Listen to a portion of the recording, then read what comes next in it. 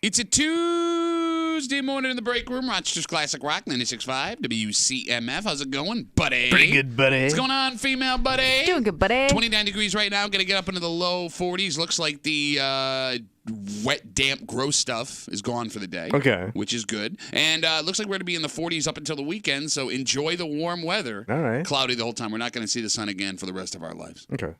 Let's start with a story coming out of your old hometown. I've had many old hometowns. Oh, this place is it's where life is worth living. Oh, yeah, Webby. Out in Webster. And life is worth living so much out there that the community apparently keeps an eye on things going on, because it's another story of a smoke shop arrested for illegally selling cannabis. Recently? At least according to police. The story hit yesterday. Oh. Yep. So a man was arrested after Webster police searched Puffin' Stuff Smoke Shop. Who's your friend when things get rough? Kimmy does not get that. In his magic golden flute. Who's your friend? Okay, so smoke shop was on Ridge Road. Investigators say when they entered, they found not only cannabis, but tasers inside. Oh. Tasers? Like they were selling tasers, or they had them for, like, protection? So that's what I want to talk about. Those two things don't go hand in hand. What, weed and tasers? Yeah, it does. Well, It's every 18-year-old boy's dream. Yes. all right. So that was the question that I had. Yeah. Because it's possible that this man had tasers to protect himself in case somebody walked in. But you would only need a taser. A taser, unless you had a display case of tasers. Which is also possible, I guess, because we've all been in those shops before that, like, we'll say they sell pipes and pornography and brass knuckles. Yes. Those ninja stars. Velvet Tupac painting, like, things like that. So I guess it's not out of the question that he was also selling tasers. But again, the story's not very clear. All right. But I would also assume, if the allegations are true and you're illegally selling marijuana without a license, you wouldn't want to sell other things that were illegal inside. Sure. Yeah. Right? Like you have a side under the T business. But then maybe the tasers were also side under the T if he was selling. Could be, right. Yeah. All right, so first thing I want to get into, because there's another detail we got to get to in a second here. The name that you laughed at up front, Puffin' Stuff Smoke Shop on Ridge Road. With a name like that, why were you illegally selling marijuana? Yeah. Because, like, if you lined up, like, a bunch of smoke shops and just told me their names, and you go, which one do you think is most likely illegally selling marijuana? Without question, it's the Puffin' Stuff Smoke Shop in Webster. But they all kind of have those types of names, though. I can't really think of one where you would look at and not know what it is right away. Okay, I'm going to say something, and maybe it's inappropriate, but I'm just going there. I assume all smoke shops are still illegally selling marijuana. All of them? I assume that if you walk into a smoke shop and just ask around. Yep, that you will. You can score. You will score like it's ecstasy. I mean, well, it's marijuana. You score, Did you score? Pat. You scoring? Did you score? Did you score your pot? Devil's lettuce, left-handed cigarettes. You couldn't. By the way, just quick sidebar. You could not look like more of an undercover cop this morning. What are you talking about? Hey, Jazz Cats. I want to look like an L.A. detective in the 1970s. You look like that or Jacques Cousteau. I can't figure it out. Kimmy does not know who that is. So we've explored the ocean. Hey, all right. We're 5 minutes into the show. What do we got had so an far? HR Puffin' Stuff reference and a Jacques Cousteau reference. We're nailing it. No, but like if you're gonna sell marijuana under the T without a license, which again, don't do it because you're gonna get caught. They're shutting down everybody, right? Come up with a name that doesn't make it completely obvious. Draws attention. Yes, Puffin' Stuff. Why not call it, hey, we got marijuana here, Wink Smoke Shop?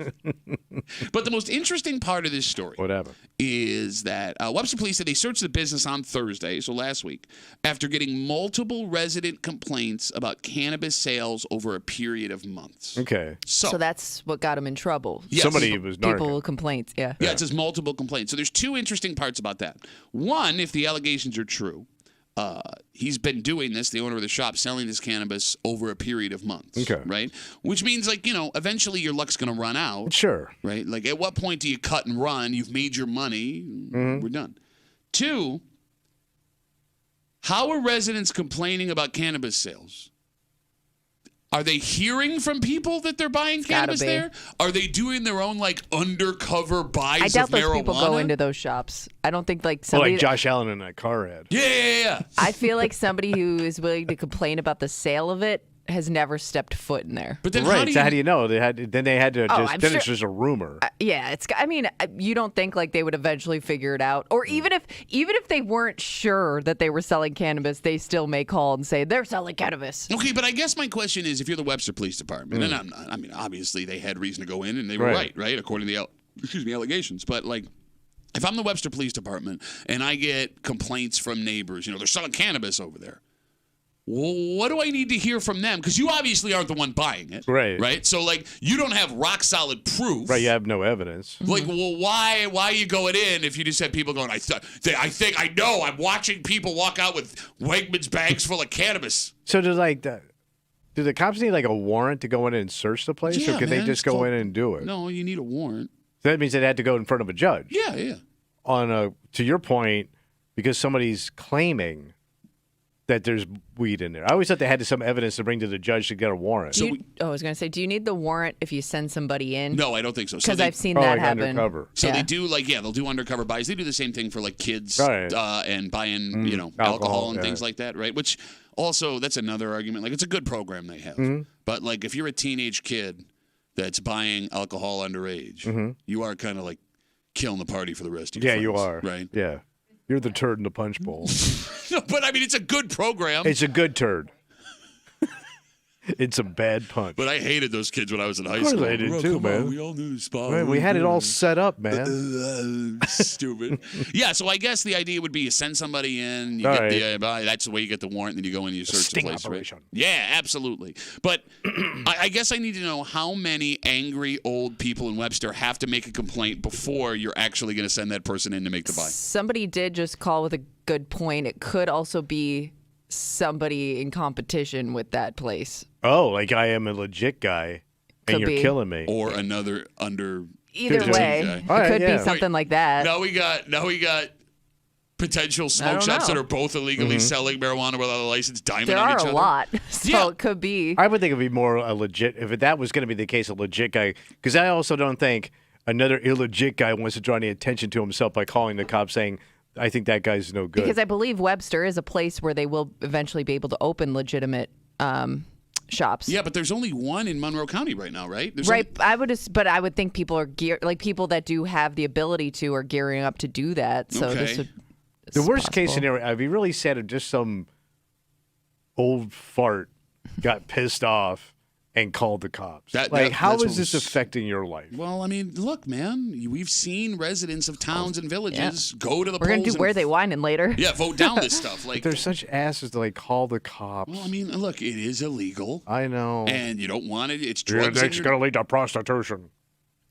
It could even be people don't want smoke shops in general, so now they could also be using that as an excuse to get places like that in trouble. Which is funny because, like, the man who sits here and goes, what are you doing? You're not allowed to open up a smoke shop in the village of Pittsburgh. I know. You live in a town that has banned all of this stuff. No marijuana, no smoke shops. There's no more bars opening up in Pittsburgh. I know. And these people. I'm fighting for change, bro. No, you're not. You don't even know the name of your town supervisor or village mayor. Larry Petrowski. He's doing a great job. Yet you vote for them anyway. You know what? You show up, you check a box for a person you've never heard before. Pull for Petrowski, that's what I say. We got a tweet that said, this smoke shop is right next to a diner. It could be some old curmudgeons who have nothing better to be pissed off about after eating an omelet. Okay, that makes sense. But I would also think that the diner would do better business if they're selling marijuana. No kidding, man. But you do get an older crowd through. Get a nice plate of eggs. 252 WCMF 252-9263. Again, story on News 8 last Thursday. Webster Police Department went in and searched the Puff and Stuff Smoke Shop on Ridge Road. Say they found cannabis and tasers inside. They did not have a license to sell cannabis. One man has been arrested, charged with possession of cannabis, criminal possession of cannabis, criminal possession of a weapon. Now that we bring this up, as I'm reading the story towards the end, which I probably should have done to begin with, it says that one man was charged with possession, criminal possession, and possession of a weapon. But it doesn't say he's the owner of the place. Oh. Could this have been the clerk? Somebody just selling pot out of the smoke shop that worked there? Which I also always assumed went on inside smoke shops all the time, right? Like, hey, I work here. I got some in the car. And it's always in like that orange prescription bottle for some reason. Yeah, one time I got Oxy and I just keep it in here all the time. It is funny. Like, that's going to be the business now that always has, like, if you work there, certain people are just going to think you're a scuzz. Yeah. Like even if you're not selling pot, you're saying? If you're just a good person, just wants to have a job, but there was always these jobs back in the day. Like if you worked at a head shop, well, you're a piece of crap. Yeah. You're lazy. Yeah. Even though it's a job, it may just be a job for you. If you worked at a porn shop, you worked at a dirty bookstore, scuzz. Well, I mean, look, man, I'm not here to judge. I'm not. Job's a job. But it's not like you were in a suit and tie into that. No. Thing, you know, you don't go to but college. A lot of mom and pops ain't suit and tie. I get it, but you don't go to college for like buddy booth mopping back in the day. And I told you, my buddy at work, his neighbor owned 2 adult bookstores. And what did they have to do on the weekends? Scrape. Ah! Ah! Well, you got to clean it up. No, the health department comes around. But, like, I think of, like, yelling at my 13-year-old to do the dishes in the house, right? Like, you know, hey, get out, buddy booth, and scrape up that dude's batch. And you were right, but the kids helped. Ah! Oh, no. Now, I do want to they made a good living. I do want to be clear with this story. Yeah. The business has not been shut down. Okay. Right? Oh, they're still open. Yeah, so the person, at least it doesn't say that in the story. I mean, the headline is Webster. The Webster Puff and Stuff search leads to cannabis arrest. There's nothing in the story that says the place has been shut down, so it is very possible this was just a rogue employee that was selling marijuana on his own. You can still go get your scented candles. And again, look, nothing in the story says that they've been closed, right? So that makes the complaints even stranger. If it was just one person who worked in the store selling marijuana of their own volition, that they were doing enough of it where people were complaining where they sent somebody in. Mm-hmm. You went rogue. Dun, dun, dun. All right. So, again, the moral of the story, and we've said this 1,000 times. What's that? If you own one of these smoke shops, right, you were able to sell without them bothering you for about a year. You guys all made a bunch of money. They're now sweeping in and taking all this stuff out because the licensed folks are now allowed to open. Get out. It ain't worth it. Yeah. It's going to cost you a fortune. You're going to do legitimate jail time. It's a problem. Just stop, man. It's right. Cool. It's cool. I know. Everyone had their fun. Be cool. But, the lure of it might be too much of making that quick money. Yeah, until they take all that quick money and your marijuana and your business. Mm-hmm. We got a dynamite. Quit being a drug dealer. Okay. Unless you have a license. Kind of breakup for you this morning here on CMF. It's Tuesday. You know what that means? Oh, it's time to play our favorite game. Were they dealing in the hood? No. Not this week. And it's not even time. Just after 9 o'clock, come on back or stick with us the whole time. Kimmy's got her post from the neighborhood app you guys have been sending her. She's going to read it out loud, remove street names and town references. And you, me, everyone that can hear us, we're going to listen. You have to listen. For the little clues, because we know every stereotype about every town, village, neighborhood in the greater Rochester area. We're going to figure out where they whining. We're going to do it just after 9 o'clock. And just after 7, It's been a morning, man.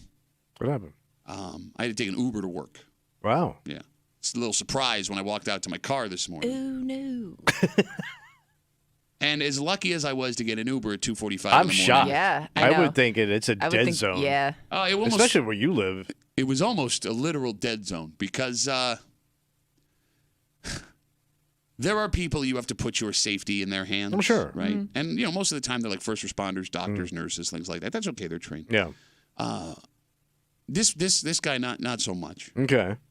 And as scary as this was, and as much as I wanted it to stop, I was also too much of a bitch to say anything. Okay. And I don't know if, one, I did the right thing, and two, if most people would be in the back of this Uber keeping their mouth shut for fear. Oh. And we'll get into it just after 7 o'clock here in the break room on CMF, plus a whole bunch more. But first, Tommy. Yeah. You're not a snowmobiler. You've never been a snowmobiler, no, because you're a big old bitch. Kim, you grew up in Hilton, so you must have known some snowmobilers. Yeah, I mean, yeah, they're out there. Folks in New York State are doing what they can to keep snowmobilers safe. Okay. And that also means getting the folks doing illegal snowmobile stuff off the trails. Knock it off. So we got some great news with a story from last weekend. Tightening up the trails. That's right. But it's also a little disappointing because I always assumed that snowmobilers were like the winter badasses. No, they are. You're like the motorcyclists of the snow. Yeah. So what the hell happened to that rebel without a cause life, guys? Uh-oh. We'll get into it next to the break room. 96.5 WCMF.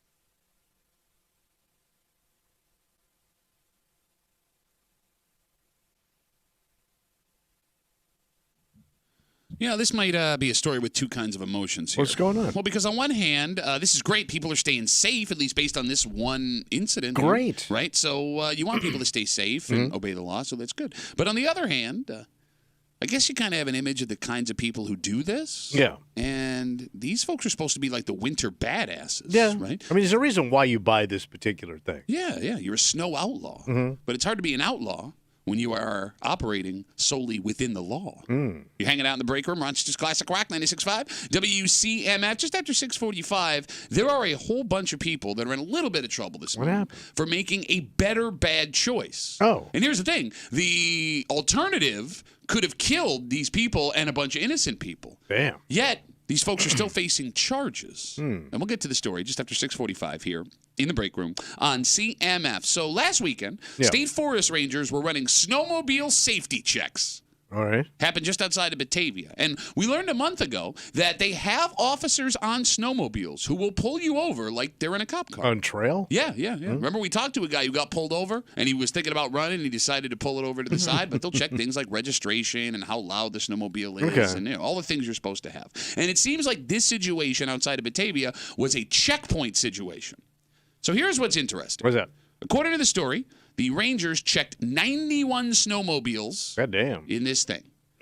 All of those snowmobiles that they checked, they issued 6 total tickets. Oh, that's not a lot. Yeah. So a couple for them being unregistered, a few for having modified exhaust that made them too loud. Okay. But that was it, which is pretty amazing. Yeah. All of those sleds, less than 10% of them had something wrong where the law had to write them a ticket. And when you think about it, Tommy, I bet you more than 10% of cars on the road easily have enough wrong with them where you could cut them a ticket. Think about registration, inspection, cracked windshield, a light out somewhere. Yeah. So that means, based on this small sample size, the snowmobile community is pretty responsible. Pretty buttoned up. And that is great. Yeah. It's also kind of lame. Okay. What the hell happened to you snowmobilers? They got old. Oh, is that it? Maybe. I mean, the guys that I knew that snowmobile when I first moved here are now 60 years old. Okay. 55, 60 years old. So they got to do it the right way. Yes. Or they're just more responsible than when they were like jackass kids. Okay, so the older you get, the more likely you are to register and not modify your stuff. Because, like, think about it, Tommy. The older you get, the more money you have, right? Normally. Yeah. Like, that's why you see, the most popular age to buy a motorcycle right now is between, I think, 50 and 57 years old. Yeah, because they're so goddamn expensive. You got it. So now if I have the money to mess around with my stuff and make it look even cooler. Time. And the time to make it a little more illegal, wouldn't you think they'd be doing that then, more so than when they But do you want to be kids? jackassing around when you made that kind of a financial commitment to something? Question: what's the point of owning a snowmobile if you're not jackassing? To me, it's built for jackassing, just like a motorcycle, like a crotch rocket. It's designed to haul ass. Yeah, right. And even like a jet ski. Jet ski's you're supposed to have fun on it. Like, I get that, if you own a motorcycle in your 50s, you're driving it on the road, you have to be responsible because, your safety's at stake. But, when it comes to snowmobile and you go find a wide open field, I thought that was what that was for. These legs were made for jackass. Yeah. Snowmobilers, where you at? 252-WCMF, 252-9263. Are you guys all now responsible, law-obeying, snow sled riding lamos? You just want to like jump hills and stuff with that thing and have some fun? Will that break the snowmobile? I don't know. But like, let's say you own a dirt bike. Yeah. Oh, dirt bikes for going out in the woods and having fun. That's a jackass vehicle. That's total jackass. And then do they get pulled over for being jackasses in the woods?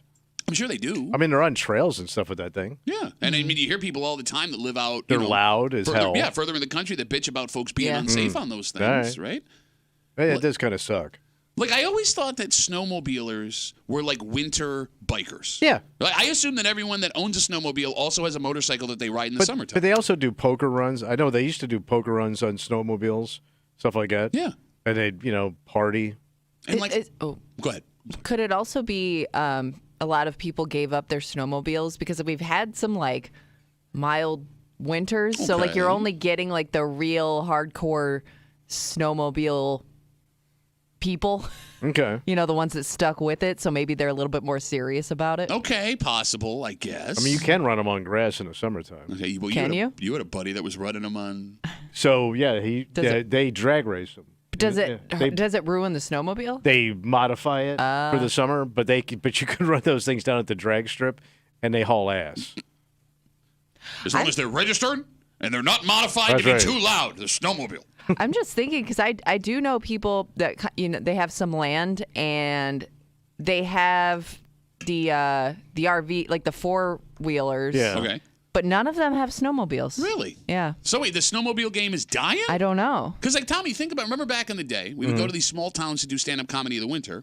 We had that one in particular. Yeah. Out in Ontario. And they'd all show up on their snowmobiles and they would sit there in their snowsuits and they would get drunk and they would ride their snowmobiles home, which is wildly dangerous, but it flies completely in the face of the story that we have in front of us. But they did pay a cover charge and we didn't ask any questions. 252-WCMF, 252-9263. Again, last weekend, just outside of Batavia, State Forest Rangers set up a snowmobile safety check. They checked 91 snowmobiles, and of all those snowmobiles, they only issued 6 tickets. A couple for being unregistered, a couple for having modified exhaust for being too loud, but less than 10% of the sleds that they checked had something wrong with them. They do look like a lot of fun. If I wasn't such a wuss, I would want to do one.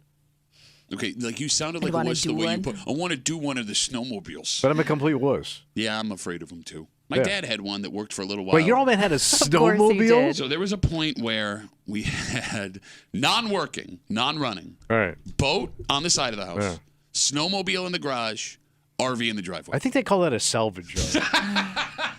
No, so did he ever use it? Did it ever work? I don't have conscious memories of him having an operating snowmobile. It lived in our garage from the moment I remember till I moved out.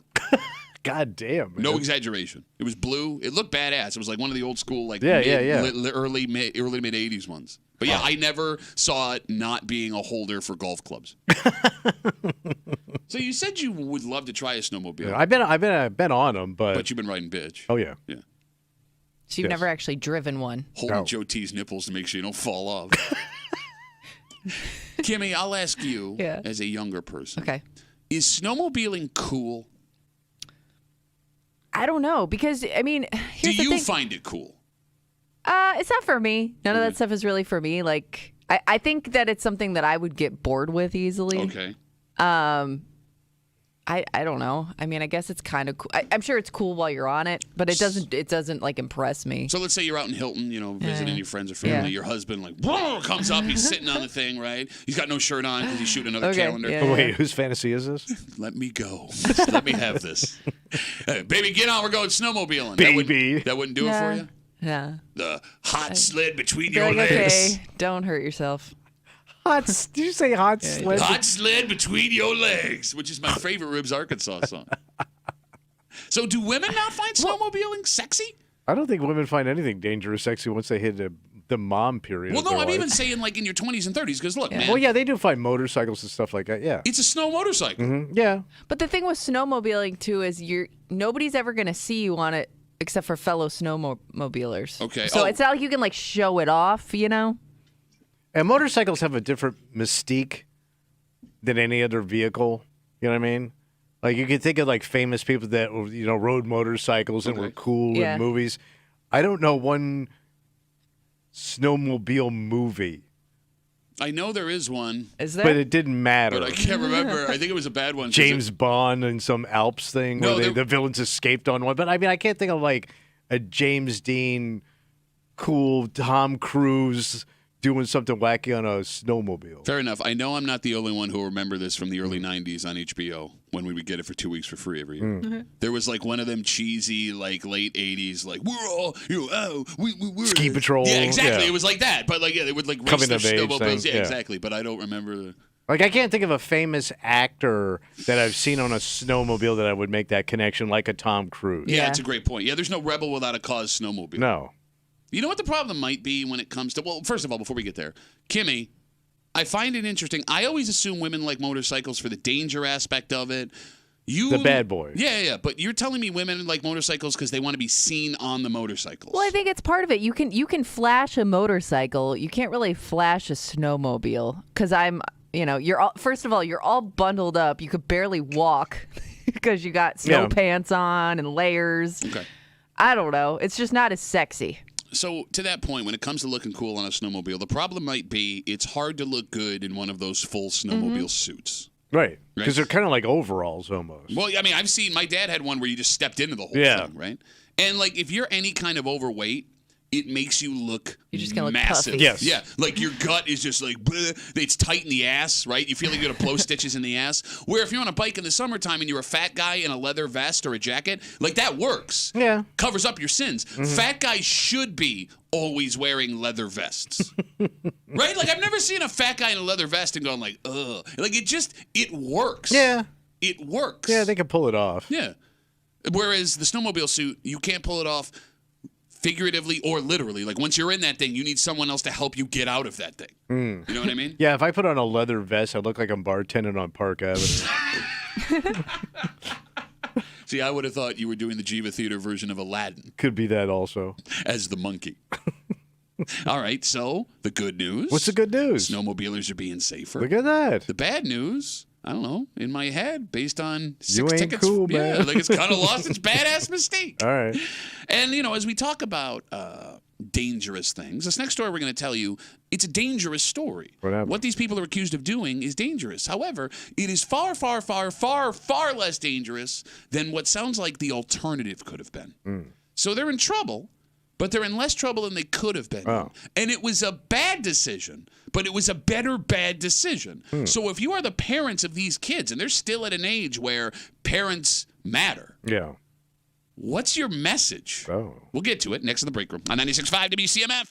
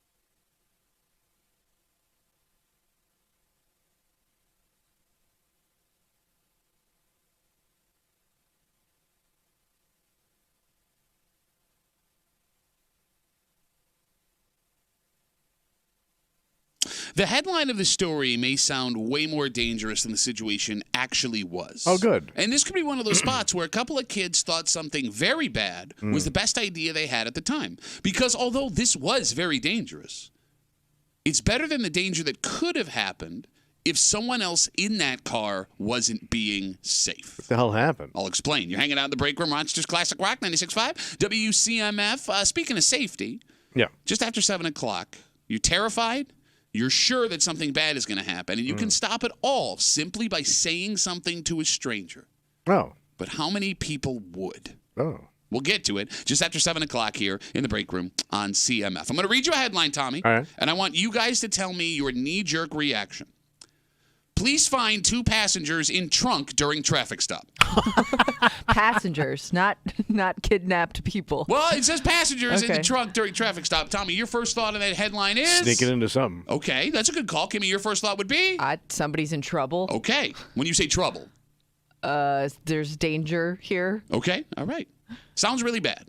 So it happened out in Penn, but as we see the details of this story, it starts to become something different. Turns out that 7 people, all under the age of 21, in this car were ticketed for being under the influence of alcohol. Okay. On top of that, 2 more people, the folks in the trunk, were ticketed for not wearing seatbelts as they were in the trunk. So hard to buckle up in there. True that. Oh, I'm also thinking like car trunk where you have to pop it open and there's no access to the rest of the vehicle. I think that's what it might have been. Really? Yes. It wasn't like a SUV where like you're in the trunk but you're still It's not in really the car. a trunk. It's the back of the SUV. Yeah. Right? I don't know. So here's what's interesting about this story. The kids in trouble are from all over the state of New York, and some of them are from other states. So it sure sounds like some college kids trying to get home after a night of drinking. Does. Okay, but why are they in the trunk? You're packing the car with as many people as you can get in there, I guess. And here's the key to this story. Yeah. The good news, there is not a charge, Tommy, for a DWI or a DUI, which means the driver of the car was sober. Well, that's good. So and everybody that's why else you was pack hammered. so many people in there. Bingo. Yeah. All right, so he's, all right. Yeah. Designated. Yeah, so the designated driver, and they were being safe. But in being safe, they jammed 9 people in a car and put 2 of them in a trunk to get them home. And it creates a bit of a situation. Right. Obviously, 9 people in a car is dangerous, especially with 2 in the trunk. I don't even know how you get 9 people in a car that has a trunk. Maybe they had a station wagon. Okay. A bigger car, older car? But you can make the argument that as dangerous as this situation was, it is far less dangerous than these kids being drunk and driving home separately. Right, because they're all in the same car, but they're all getting charged differently. The driver's... Well, if they're under 21. The driver's not under the influence. No so story. he's fine. Yep, nothing about a DWI, yeah. He's in trouble because he's got too many people in the car. Well, but there's nothing People about that- that. are the No, I mean, people the in- folks that were being charged on their own for not having seatbelts. The other folks were charged for being under the influence of alcohol so the person underage. operating a car, operating the car was not in trouble at all. Not as far as I know. There's no charges in the store. Interesting. So, this was a better bad choice by these kids. Absolutely. But a bad choice that was light years better than the other choice they could make. And what these kids did, I think, Tommy, is something that most of us back in the day did to try and get home. You just got to get there. Right, Kimmy? You did this. Pile in the car, worry about it on the road. And one of the most frustrating parts about being a teenager or about having a teenager is what they think the safer decision is. Yeah. Because there's that weird teenager logic that you run into all the time. This is the best choice in the moment. Right. Now, it's not. There are better choices to be made even here, right? Like if there was an accident with these kids in the car, it could have been a massive tragedy. Yeah. But like we said before, it's way better than the alternative. So, if you're the parents of these 17, 18, 19, 20-year-old kids, because those were the ranges of the ages, they put themselves in this bad spot and they all got in trouble. But nobody got a DWI or put anyone in danger by driving drunk. Are you happy and proud of your kid? Or are you angry with your kid? I'm guessing, I would assume, like, the number one thing you say is don't get into a car with somebody who's drunk.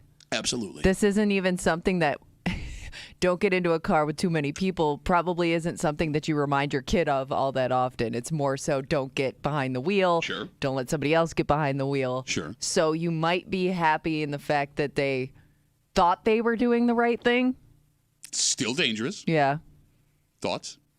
I mean, you just want to get them home safe. Okay. And I think they did the best they could. Well, I actually wouldn't be all that pissed. Okay. Now, keep in mind, that 7 of these kids were ticketed for being under the influence. But none of them has the wheel. You're right. But it's also possible they only got those tickets because cops were driving down the street and go, wait a minute, there's literally asses and elbows jammed up against the window right now. I mean, I get it, but...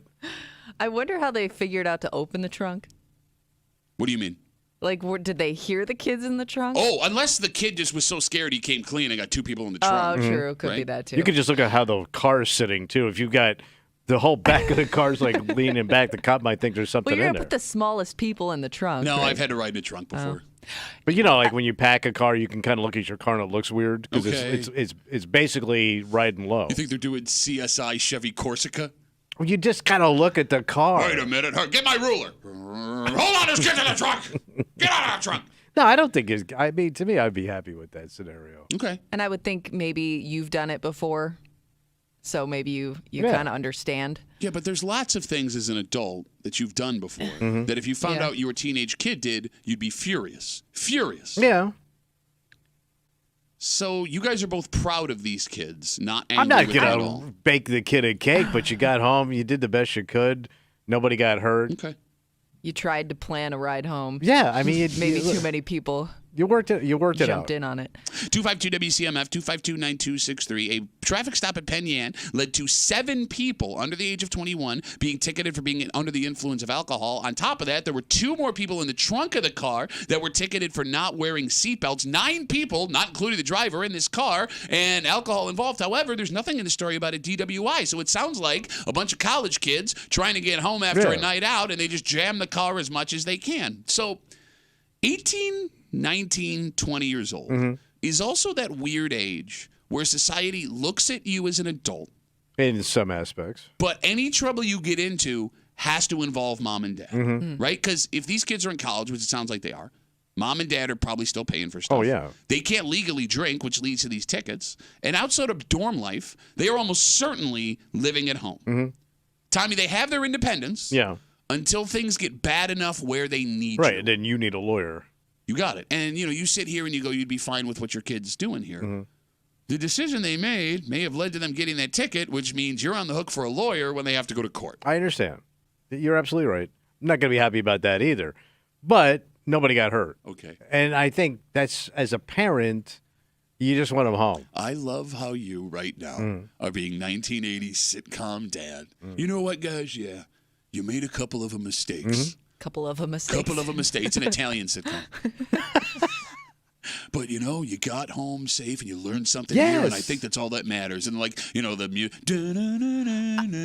Here's my... I wonder... Oh, go ahead. I just want this behind us as quickly as possible. Okay, you sound like an East Side dad now. I'm going to pay my lawyer, and I just want this behind us as quickly as possible. I mean, if I got bank, I'm definitely throwing money at it. We're moving on. I don't want to sit here and just drag my feet through this situation.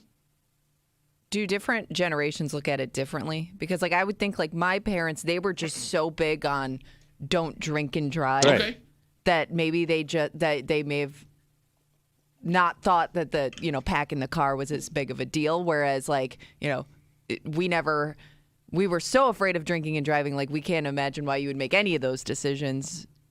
You wouldn't want your kid to make any of those decisions. I'm with you 100%. And look, I agree with you guys, right? In the grand scheme of things, compared to what it could have been, this is the way better decision, right? But it doesn't change the fact that these parents may now have to go pay for a lawyer because their kids made this choice. It's going to cost them thousands of dollars. And you keep saying, well, what other options do they have? You could have planned another ride home before the night got away from you. Okay. Right? You were good enough to plan one ride home for 9 people, 2 in the trunk. Yeah.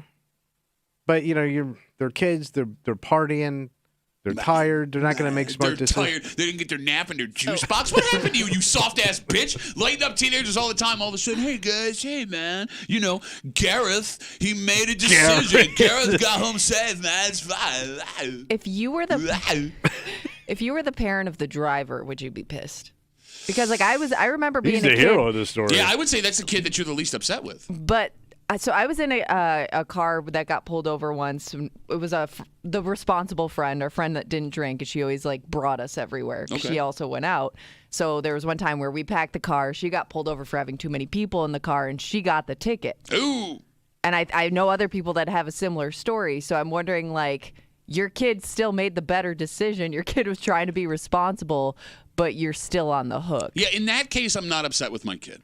Did you all chip in for the ticket?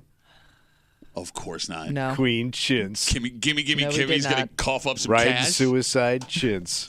Right? Suicide I was also like 19, so I didn't have any money. Oh, yeah, not like she did, the millionaire who was carting your ass home. Well, I don't know.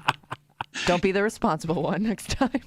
You sit here and you talk as like wise old father and throw money at it and this, that, and the other thing. What you're not considering here is we talk about the independence of an 18 to 20-year-old until they get in trouble. Yeah. The problem with that idea is you as mom or dad, you don't get a say in the decisions that kid weren't makes. there, right. And you're on the hook for the logical conclusion of a teenager on their own for the first time living away from home. And when you think about it that way, that is a horrifying... Oh, yeah. Right? It's out of your control. Yes. Whatever logical decision they make where they go, this is the best case scenario. If it goes wrong, Mom, Dad... 252 WCMF 252-9263. Let's talk to Jimmy. Hey, Jimmy, what's going on, buddy?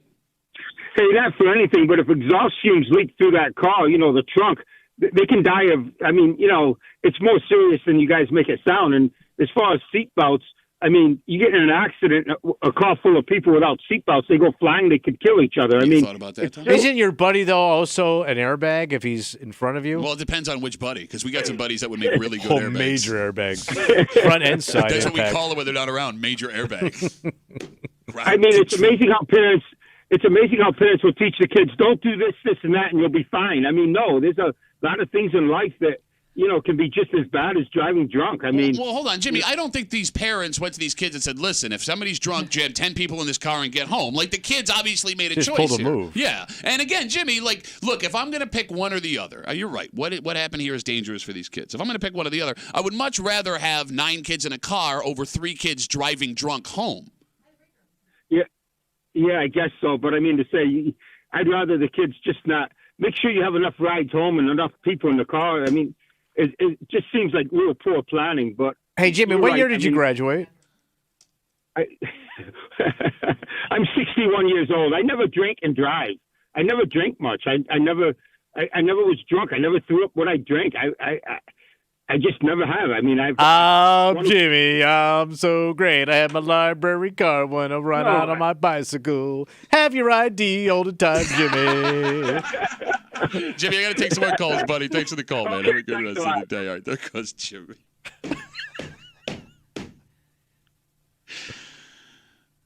I'm sure. Here's the frustrating part. If you talk about these kids, they jam all these kids in the car. A couple of kids ticketed for drinking underage. Obviously all this dangerous. Stuff. Yes. But I'm sure these kids don't think they did anything wrong. And I'm sure, in fact, it's the opposite. They were getting home safe. And they thought they were being safe and smart. Right. So even trying to light up your kid who gets in trouble for something like this, it's fruitless. Because all they're going to do is argue with you and get upset with you while wanting you at the same time to take care of it and get them off the hook, right? Yeah. So... You can't win. Do you take Tommy's attitude of put on my turtleneck and my shacket and just throw money at it to make it go away? If I had money, I'd throw it. 252 WCMF. Let's talk to Brianna. She's got the last word. Hey, Brianna, what's up? Hi, how are you guys? Good. What's up? Just driving to work, and I heard this conversation about these kids, and I think these kids nowadays are damned if they do and damned if they don't with the cops. What do you mean? Because we used to be able to get away with so much stuff. And now these kids nowadays, they're screwed. Like, they can't walk down the street. Well, no, I mean, Kimmy, Brianna, how old are you, Brianna? I'm 27, so I'm still a baby myself. But, like, what are these kids, like, can they get away with anything? Well, Kimmy's 62, and she just told a story where one of her friends got a ticket for doing the same thing. I mean, Brianna, I've heard of people getting in trouble for this. I guess it all comes down to what the cop wants to do, that specific cop, when they pull you over. Right. Well, so I do have kids, and I would say I would be proud of my kids, but they would be paying that damn ticket. Okay, but I love how parents say that you're going to pay for that ticket. You're a 19-year-old going to college. Where does that money come from, Brianna? You're going to do some work around the house or something if you're for what, old enough 100 to make the years? No. I don't have $4,000 worth of work to do in the dead of winter around my house. I'll find something. Yeah. I'll find something. No. They will definitely find something, but if they're able to make a decision like that, they're able to make a decision to fix herself. All and right, get you it know, better. all right, it's logical. Damned if you do, damned if you don't. Pay me. Basically. Yeah, Brianna, they Pay did an me. interesting talk here. You come in with, hey, man. These kids are screwed today. Yeah. Cough it up, They are. kid. They are. Cash They're out, screwed, bitch. But don't make a decision. Brianna, thanks for the call. Have a good rest of the day. Bye-bye. It's like Joe Pesci. F you, pay me. All right, there goes packing it in, Brianna. We'll go from safety in one car situation to safety in another car situation because I've had myself a morning, man. It's been a morning. Yeah. You said find different Weird morning for transportation. you. Yep. Walked outside, saw that my car would not be usable. I'll tell you guys what happened. But I lucked out. Because I didn't think this would be possible at this time of day where I live. Yes. But it happened. And it went from total elation that my day was going to be normal Yeah. to horrifying. And here's the thing, man. Yeah. All you would have to do in this situation is speak up to this person who you are paying, and you'll never see again for the rest of your life and go, hey, would you mind? Yep. But for some reason, I know I'm not alone. Nobody's saying anything. No, there's people that will say and there's people that won't say, and they're two completely different groups because I also experienced this. Oh, I'll tell you the story, and we'll do it next here at the break room on 96.5 WCMF.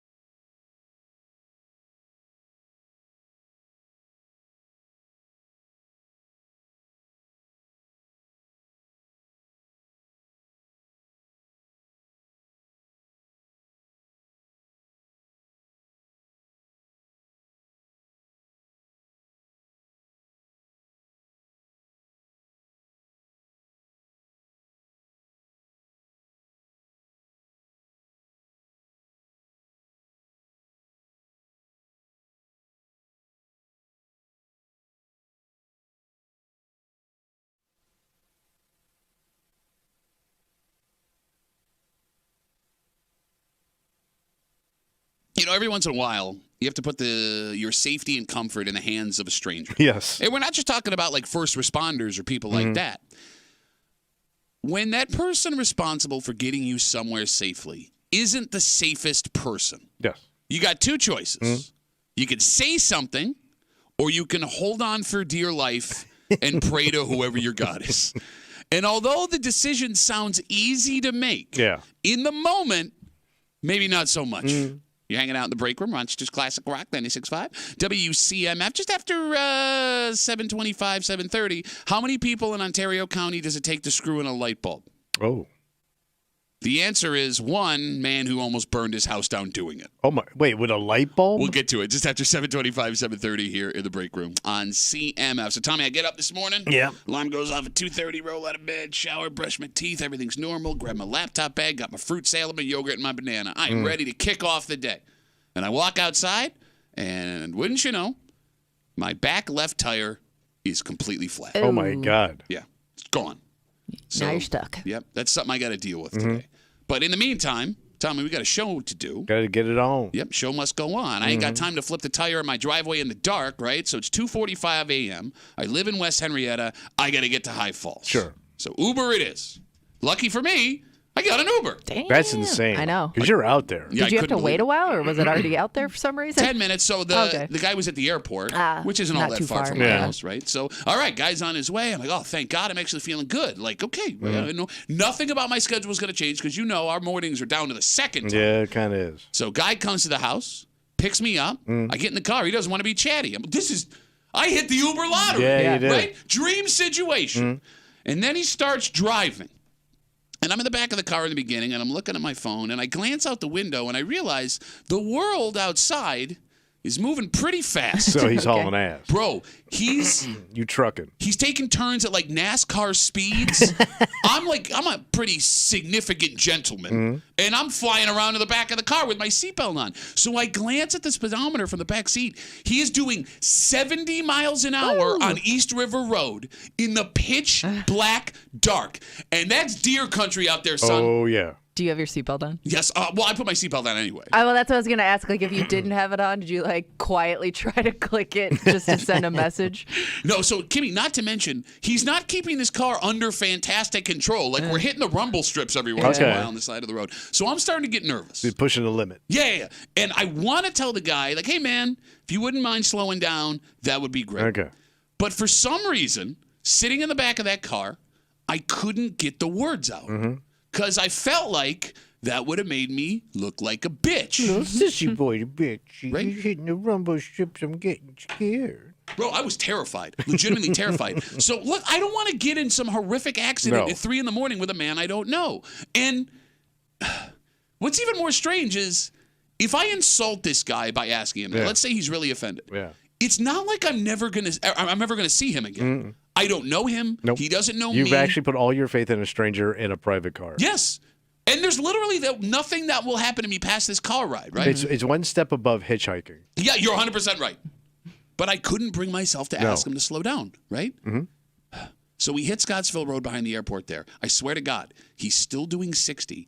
A deer, like 40 yards ahead of us, darts out onto the road. He slams on the brakes. Oh, Jesus. Misses the deer. Goes right back to doing 60. And I'm in the back of the car clutching the overhead bar like that's going to do anything when we flip upside down or that deer goes flying through the windshield. So we get to the city. Tommy, if the light was too long, turns out there was no light for him at all. He's blowing red lights on taking lefts to get there quicker. And look, here's the thing. I get that this guy makes money on every trip he can pick up. Yes. So it benefits him to be going as fast as possible. And he came from the airport, so I'm assuming he's trying to get back to the airport to pick up people that are flying in this morning. But for God's sakes, for God's sakes. It sounds isn't you're like the airport- describing. I was going to say, you're describing a New York City cab ride in the sticks. Yes, that's exactly what it was. And like it's harder. You always drive like this? No, but here's what I didn't realize until that moment. You're right, Kimmy. I've taken cabs at Toronto and New York and Atlanta. Get a little dicey. But like you can only go so fast because every other block there's a light in the I turn. challenge it sometimes. He's doing 70. Yeah. All right. Would you have said something in the back of that car, 252 WCMF, Tommy? No. You kept your mouth shut too. I've been in this situation before. Okay. And the last time my wife and I went down to visit my brother in South Florida. So we caught a hotel shuttle from the airport to the hotel. Nice. And it's run by the hotel we're staying at. Beautiful. But it's like, it's Busted Florida Hotel. And here comes Busted, and it was like a minivan. Okay. And so it was my wife and I, and then 4 other women about my age that were on a girls', they called it a woman's retreat that they were on. So we're all packed into this thing, right? And there's one woman, she's like the leader of the pack. She's like loud. I immediately knew what she did for a living, or she was retired. She was a business executive. She didn't take any crap off of people. And this kid, this thing is rickety. You could smell exhaust, and we're hauling ass in South Florida traffic. But South Florida traffic, it's like, everybody's doing 80. Sure. So even my wife goes, he's going really fast. I'm like, it's Florida. It's, Florida, baby. It's how we do I'm it down nervous here. as hell, but I ain't saying nothing, right? So before my wife was going to say something, this B. Arthur woman in the back, she goes off on this kid. So she's doing the work for you guys. Oh, yeah.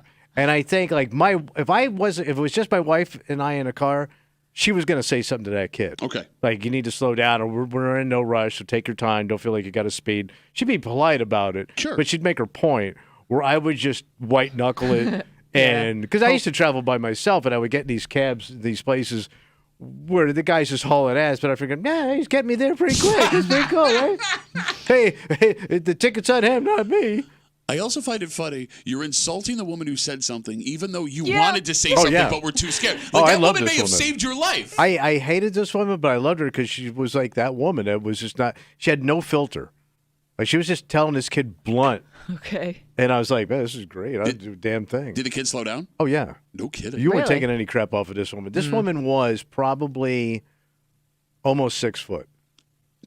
What is she going to do? Beat the hell out of him? Bro, I don't want to know. But she was like one of these business women, like, ran stuff. Okay. She was like. She was the boss. She was boss lady, but like boss lady. Like, you didn't mess. Like, she could have sold cocaine. She could have sold, insurance. 252 WCMF. Kimmy, are you saying anything in the back of this Uber? You're not saying anything either. I'm just. But you're not a mom. Yeah, but I'm just sitting there hoping for the best. If you got your kids in the car, mom's going on. Oh, no, kids, I'm saying something. I'm saying something. Yeah, but my wife, right away. Well, but here's the thing. I can use the kids as a shield. Yeah. Right? Oh, the kids. The kids. Scaring them. Yeah. If I can't be like, hello, I am scared. I am a grown man who is scared of what you're doing to me right now, so please stop doing that. Are you more of a bitch for asking him to slow down? Or for keeping your mouth shut and not rocking the boat? Because we just got this Twitter DM from Blake. He says, you not saying anything makes you, take initiative and be a man. Hey, I'm a man that wants to go slower. Slow down, you're scaring me. I'm scared of you because I'm a man. I don't like the speed you're going. No, you don't look like a guy, man. There have been times where I won't say something if I know they're passing the point that they're supposed to drop me off, because like I've had Uber drivers that just talk and they don't realize like they're coming up on the destination. I'm like, and like I'm looking for like a break, and I'm talking to be like, this is the building right here. Oh yeah, and then they like have to loop around again. But it's like, why didn't I just say something earlier? Like, I knew he wasn't going to stop there. He was going too fast. But I won't even say, like, this is my stop if he's talking too much. You got to remember, like, we don't do that this often. Like, get in and have somebody drive us. Like, if you lived in New York City where you take taxis a lot, right? Yeah. Because my aunt, both of them New Yorkers, and, lived in Manhattan their whole life. My aunt would get in that cab and tell that dude where to go, how to do it, and what she expected out of him, like, right up front. But that was her life. Sure. Like, I would never, when I used to go visit, I just got in the car and go, East 83rd Street, please. I don't know where this place is, You could have taken me around Columbus Circle 10 times. Well, they got a lot of these. But she was like, snap to it. 252 WCMF 252-9263. I get up this morning, 2:30 to go to work, flat tire. That sucks. Flat tire. Don't have time to change it. Call an Uber. I get one. It's great. Get in the back of the car. I'm going to be on time for work. Everything's fantastic. Dude takes really off. on time. He is flying. He's doing 70 miles an hour in the pitch dark on East River Road. He's taking these turns like he's speed racer. Deer jets out in front of us on Scottsville. He's doing 60. Slams the brakes on. As soon as the deer passes, he hits 60 again. He's blowing red lights in the city, and I am in the back, horrified.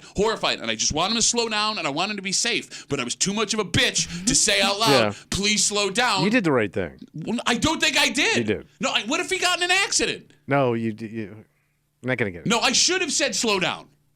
Slow down. Not going to get in an accident. What are you talking about? You're going to hate the way it sounds coming out of your mouth. I don't. You will. Now that I'm telling the story back, I feel like a bitch for not being like, hey, man, can we slow down? But what if you said something and he still didn't slow down? Then get me out of the car, man. You're going to get out of the car in the middle of the dark? Yeah. I'll stand at Campy's and get an Uber from there. That's the other thing. I ain't getting the same guy. He looks back around. I ain't getting out of that car, man.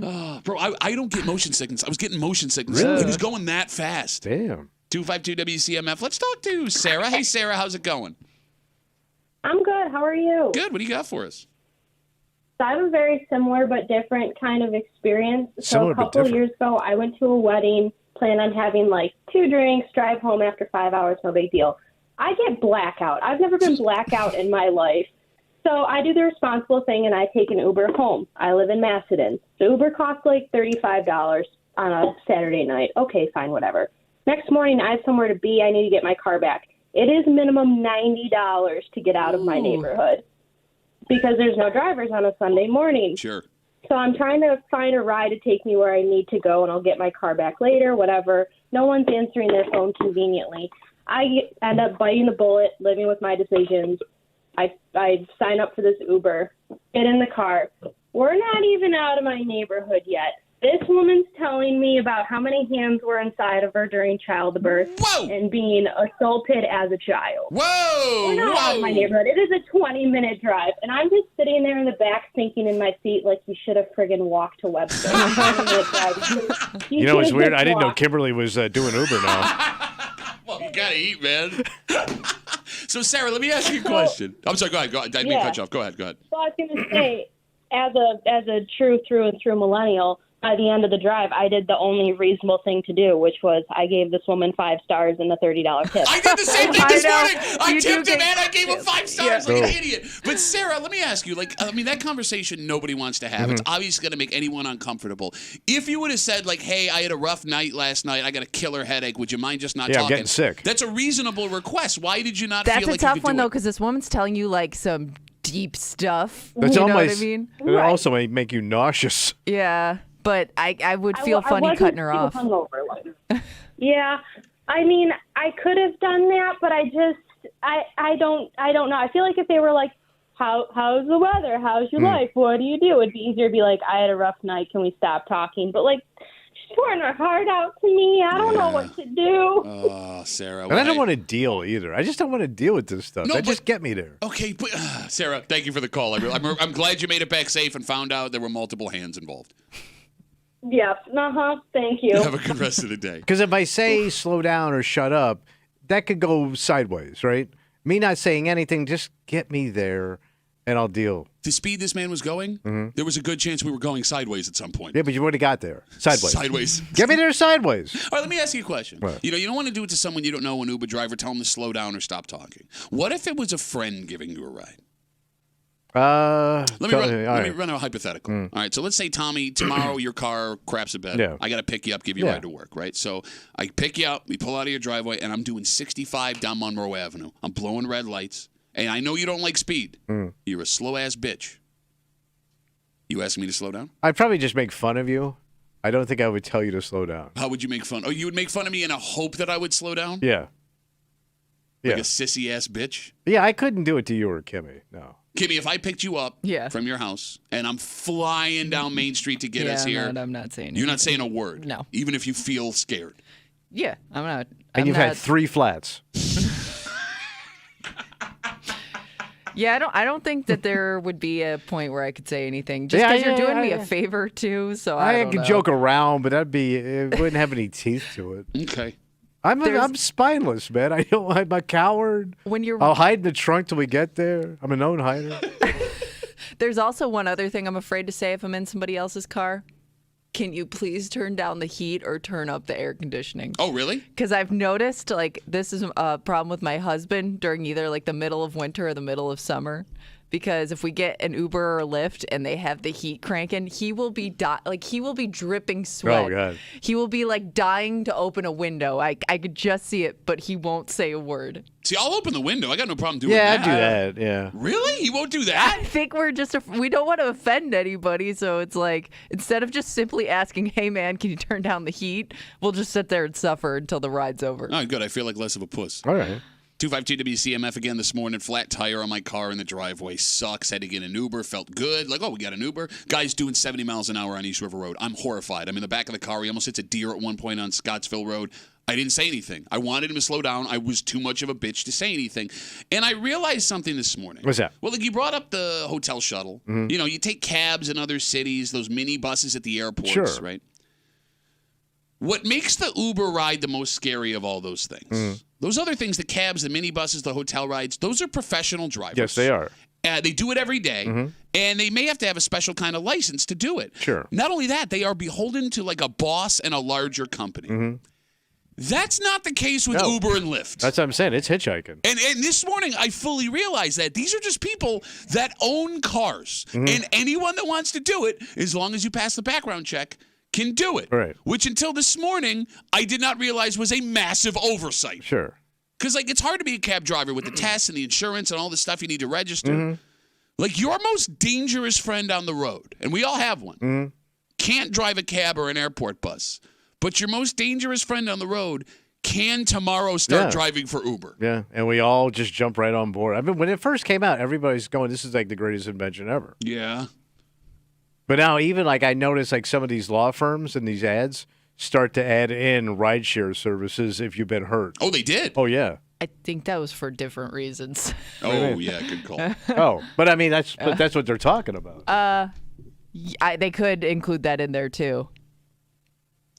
No, it says rideshare. No, I know, but I'm saying I don't think it's for driving reasons. Yeah. It's for like safety. What are you not reasons. No, but they're in an accident. Oh, okay. Well, it was like a you really... see them get into an accident. No, I was with Kimmy. I thought it was based on the other because like I know that there have been lawsuits They're because saying of the like other if you've thing. been injured in a rideshare. Okay, all right, fair. I didn't know what ad you were referring to. Finger blast Frank over here. Call me. Wrap it up with this Twitter DM. Rule I live by as a passenger. What's that? Ask yourself, does this guy have anything to live for? If he looks like a loser or I know he's a loser, like some of my oldest friends, I won't get in the car. If the guy has something to live for, I'll let him take me 90 through a cul-de-sac. What? Yeah, but how do you know that? I know. Just at first glance. Because like you're doing a rideshare service in the middle of the night. You can kind of, I mean, look, car can tell you. Face can tell you. I mean, when it comes to friends, I get that 100%. Yeah. If I know my friend's a loser, you're right. Slow the F down. But if you're calling an Uber at 4 o'clock in the morning, Yeah, you're at the mercy that's of the a Uber. crapshoot. No, you're right. You're right. Because, again, it's not like I could cancel it and call somebody else because he's around the corner from my house. He's going to come back and try it again. Yeah. Yeah. The music sucked, too. He was listening to, like female singing techno music. He was a guy in his, like, late 20s. What are you doing? Deer flying across. Rumble stairs. Wait, your mom was back there? I will punch you in your stupid head. Let's take a break. You know, this is a story that you and I are going to feel right in the center of our heart. Oh. Because we're not good at things around the house. No. We're not handy. No. We have no building background, right? And there is a man in Ontario County whose buddies are going to crush him because he screwed in a light bulb and almost set his house on fire. How, though? We'll explain everything. And it was an obvious accident. But What kind of light bulb? What kind of light bulb? Like if I The told house you, catches on fire? like if I told you, you'd be like, "Oh, that kind of light bulb." Why? I want to make sure I ain't got one of them. We will get into this story and we'll do it next here in the break room on CMF.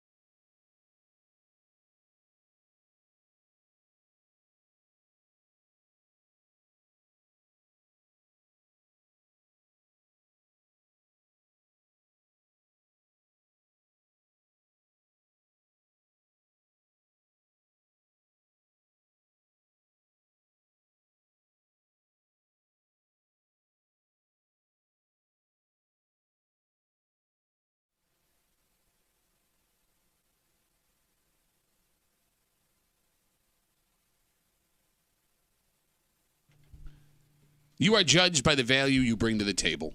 And that doesn't just go for work, Tommy. It goes for every aspect of your life. Because this story out in Ontario County is bad enough for these poor folks. But how this nightmare started is enough for your buddies to bust your balls for the rest of your life. You hanging out in the break room, Rochester's Classic Rock, 96.5, WCMF, just after 7:45. Local guy on national TV last night. Damn. Trying to win some money. Okay. And here's the thing. I know going on a game show is a dream for a lot of people because they think you do great. But this game show specifically, it's been on forever, is the most difficult and dicey of all. Because not only is it the easiest to embarrass yourself on, the host is a prick. And he points out He doesn't have any problem making fun of you. 100%. In like a mean Subtly, way. yes. We'll get to it just after 7:45 here in the break room on CMF. Fire crews out in Ontario County were called out to a situation on Sunday afternoon. What happened? Officials say when they got there, they found a smoldering ceiling. Ooh. Fire. Fire. The firefighters had to cut part of the ceiling out to put the fire out. The good news, everyone was safe. Okay. No reports of any injuries. The bad news, however, is how the fire started. What happened? Screwing in a light bulb. How do you do that? It sets a place on fire. So about a half hour before the fire, the man who lived there, according to 10 NBC, said he changed the light bulb in the living room. And it is believed the movement of the light socket either exposed some or touched some exposed wires that led to the fire. Okay. So there's no way he could have known. No. But you changed a light bulb and you started a fire. Yeah. Like, you probably had to explain that to the firefighters once they showed up, right? How'd you start this fire? I changed a light bulb. I put a 1,000-watt light bulb in. Now, if you're this guy's buddy, all you hear in those details is he almost burned down the house changing a light bulb. And then comes the, well, why aren't you checking XYZ to make sure nothing's wrong? You got to check the electricity converter on the flange to ensure minimum wire contact, or whatever it is you dicks say that know how to do stuff around the house. Tommy, if you screw up a job around the house, and I have, not only will you never live it down, every guy that finds out what you did is going to tell you exactly how you screwed up and why you're dumb. It is the worst part about not being handy. Yeah. You and I know this very well because we are the least handy men on the planet. And those same guys that want to bust your balls, Tommy, about not knowing what you're doing, will also shame the hell out of you for calling an expert and getting it done the right way. Yes, they will. Right? They'll man shame you. Yes, exactly. Like, you're an idiot for not doing it right. You called someone. You know how easy it is. All you got to do is connect the Y converter. Like, he is that guy. I hate that guy. But sometimes it's not even handy guys that will make fun of you for it. It's just something it's just assumed that you should know how to do. Yeah. Because they did it once. They're like, what are you, an idiot? Now, I mean, this story is unique because with the light bulb, the guy didn't know. There's nothing he could do, right? Yeah. But when you decide you're going to do something around the house, and it's something you're not totally confident in, you need to understand that your spouse, your neighbors, whomever else you tell, is going to be waiting to judge the hell out of you when it's done. And if that project you're working on or fix that you're trying to do yourself doesn't come out perfect, you're going to hear about it. The worst situation is when it comes from your in-laws, which I think is a pretty common occurrence. The father-in-law. Yeah, especially around the greater Rob, father-in-law, brother-in-law, whoever, right? Especially, Tommy, if your in-laws are handy or have some kind of home improvement background. Because you went through that with your second marriage. Oh, yeah, with Tony, But Tony would just do it. Like, Tony would say he would get mad if you bought anything that you could have done yourself, and then he would just come over and do it. Okay. So he shamed you in a way where he just showed up and did the work. He would show up, and I would just be the gopher. Like, I remember, we were putting in, this, little walkway area, right?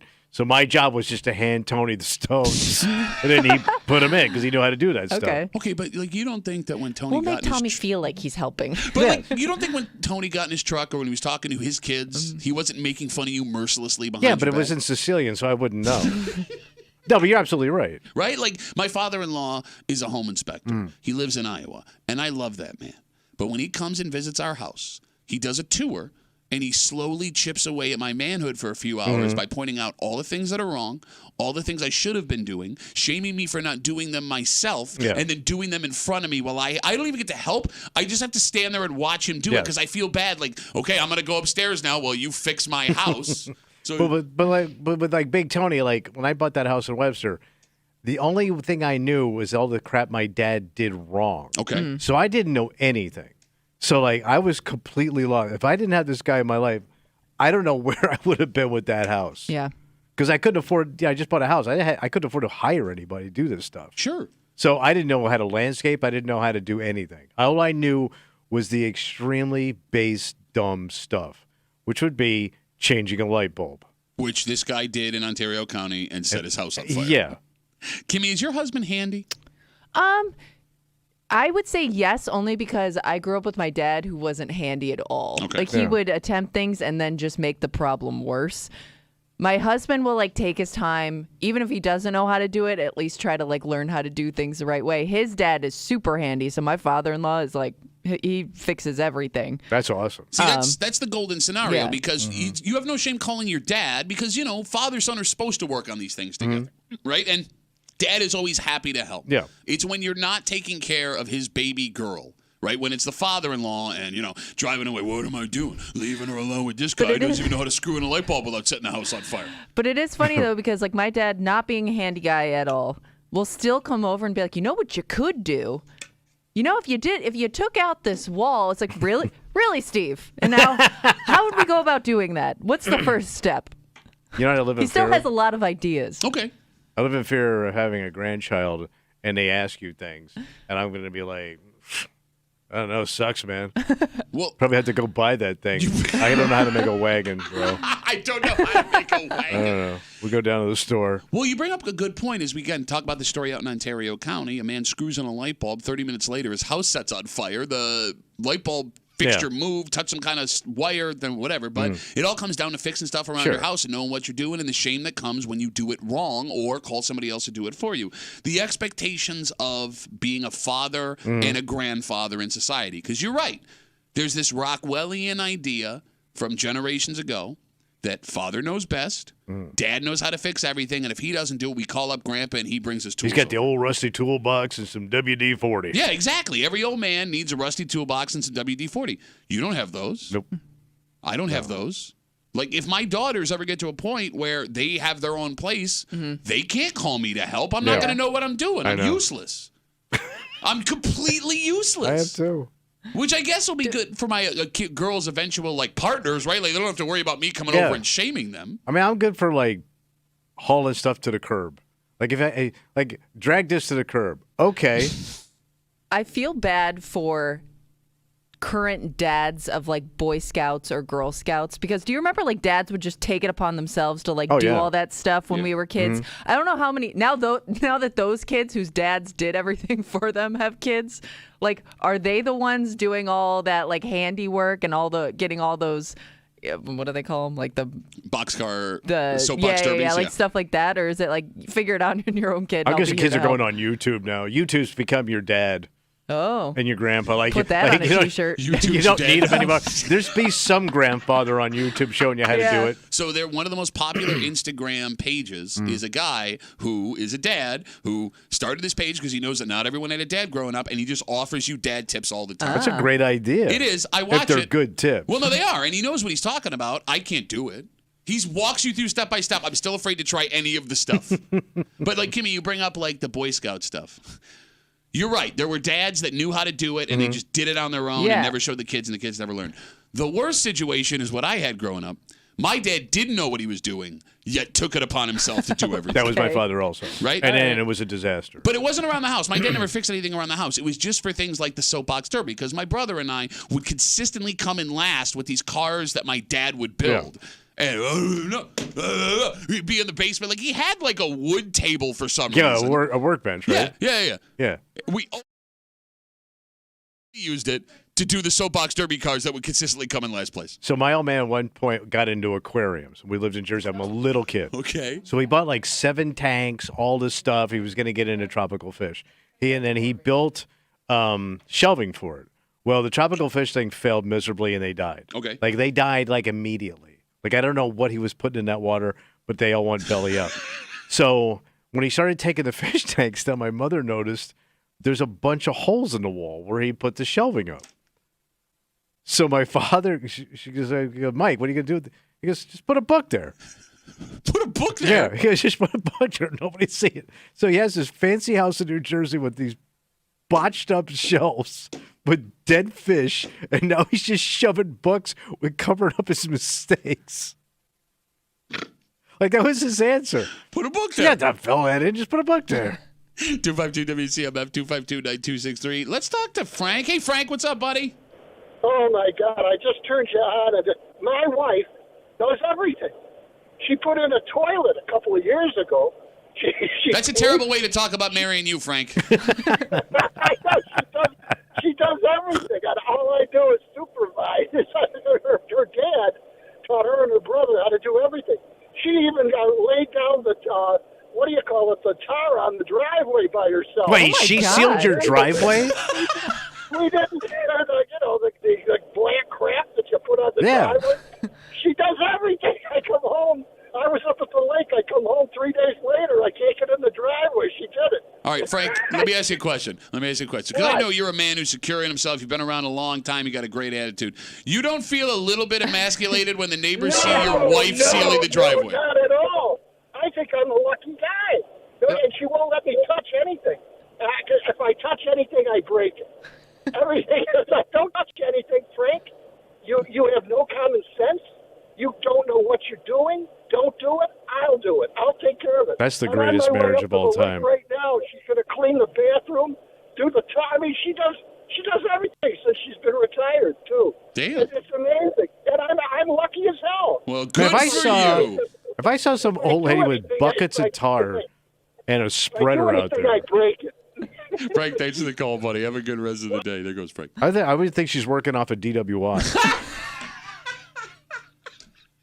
Bro, look, Frank says he's the luckiest guy in the world. He is. And it's great that he has that. You would not want what Frank has. I don't know, man. That sounds pretty good. She replaced a toilet. Okay, no, look, I'm not trying to take anything away from this woman. That is very impressive. You think I would hate that my wife was doing that? Yeah, because you already have a problem with feeling emasculated.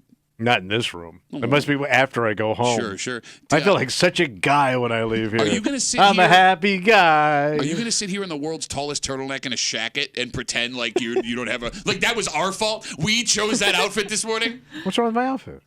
It's a regular, lay-in tar outfit. You look like you're trying to go as a fancy kangaroo for Halloween. But like we're already all a little insecure as men. If you came home, I'm a control freak. Yeah. If you came home and found your wife tarring the driveway, installing something, your first concern would be the neighbors are going to think. Doing it right. Well, wait, that would be your concern? Yes. Oh, you would point out like the. Well, it's man work. What are you doing man work? But you can't do that, man. Yeah. Well, we'll get a man. We'll hire a guy. So you'd rather spend the money, pay to have somebody do it for you, than be shamed by your wife sealing the driveway. My first thing, anytime we have a problem around the house, is let's call somebody. My wife is always, let's take a look at it first. Okay. Because, raising kids on her own with no money, she always had to do that. Well, but she's also saving you from embarrassment by doing that. Because if you take a look at it first and it's actually a very simple problem, like a, flip of a switch, if you had called somebody and they came over and said, oh, and then did that and then went home, wouldn't you be embarrassed? Yeah. But I can never see that guy again. Yeah. All right. And I'm good for the economy because I'm spending money. I'm giving, you know what? I'm a job creator. Is that what you are? Well, I am. What you bring up here brings us to the most important part of this conversation. What is that? Because right now, we are living in the perfect storm of male home improvement embarrassment. Because the fact of the matter is, getting someone else to fix something around the house, a professional at this moment, is expensive. Oh, yeah. A lot of places are short. Get 'em. Exactly, yeah, and materials have... Oh, my God. Okay. So you may not have the money to get someone to fix it the right way. On top of that, there are 100 different folks that want to tell you how easy it is to do it yourself. Tommy, you brought up YouTube. There's videos for everything. Yes. Home Depots and Lowe's run commercials all the time telling you how simple it is to fix things in your home. Let's just do it. The last 3 slogans for the Home Depot have been, you can do it, we can help, more saving, more doing, how doers get more done. Why are you giving people the confidence to fix things that they are not qualified to fix? What are you doing? Well, Like, there is an entire economy on knowing men will make mistakes on things they're not qualified for. I'm a do-it-yourselfer. Yes. Do they still? Didn't they used to like run classes for They kind of still do. DIY stuff too? I Okay, think I didn't know so, if yeah. that still And existed. they do it for kids, too. Yeah, which I guess in the grand scheme of things, if you're not a handy person, send your kids to those classes because it's a good skill to have. Oh, yeah. By the way, now we're getting shamed by everybody. Yeah, what's that? Leanne writes us on Instagram. I'm 30. Literally just replaced the innards of our toilet over the weekend because it was constantly running, leaking. Took me 2 hours after a 4-minute YouTube video. Super easy. Husband was thankful I took something off the to-do list. Well, Leanne, good for you. Okay, it's not easy if it took you 2 hours to do it. I can't do that. Can you? Yeah, I know. No, but I wouldn't call that easy. easy. Well, maybe it was easy. It was time consuming. That's not easy. Well, it could be easy and take you a while. Fixing a toilet. She fixed it. know. We She can't says do it was that. easy. I'm calling a guy. How do you sit here and criticize this woman when she did something that we can't do? I got so many handyman numbers on my phone for everything. And they're like... You're the only guy I know that brags about that. I Look don't at all care. these numbers. To do come be men at my house. Look at those hands. So soft. Like supple. I could be a model for hands. Little man hands. Also known as a hand model. I could be a model for hands. Let's take a break. There is a man from our area, in fact, a break room listener. Oh. Who was on national television last But night. he listens. Yes, because he wrote to us a week ago telling us this was a thing that was happening. Okay. And because I'm an idiot, I forgot to mention it. Oh. However, he had his moment in the sun last night, and he's got balls. Because as much of a dream it is to be on a game show, Yeah. this one, A, is the one to embarrass yourself the easiest, and B, the one with the host who is the biggest douchebag. Yeah, he don't let it go. No, he don't. We'll get into it next in the break room on 96.5 WCMF.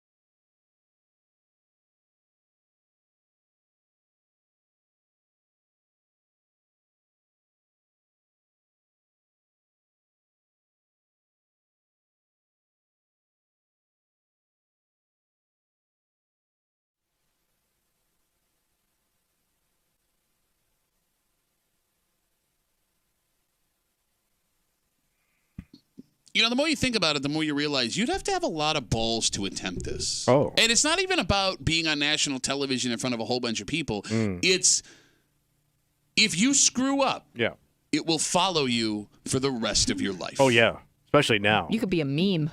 100%. You're hanging out in the break room, Rochester's Classic Rock, 96.5. WCMF. We'll jump right into it. A local man was on national TV last night.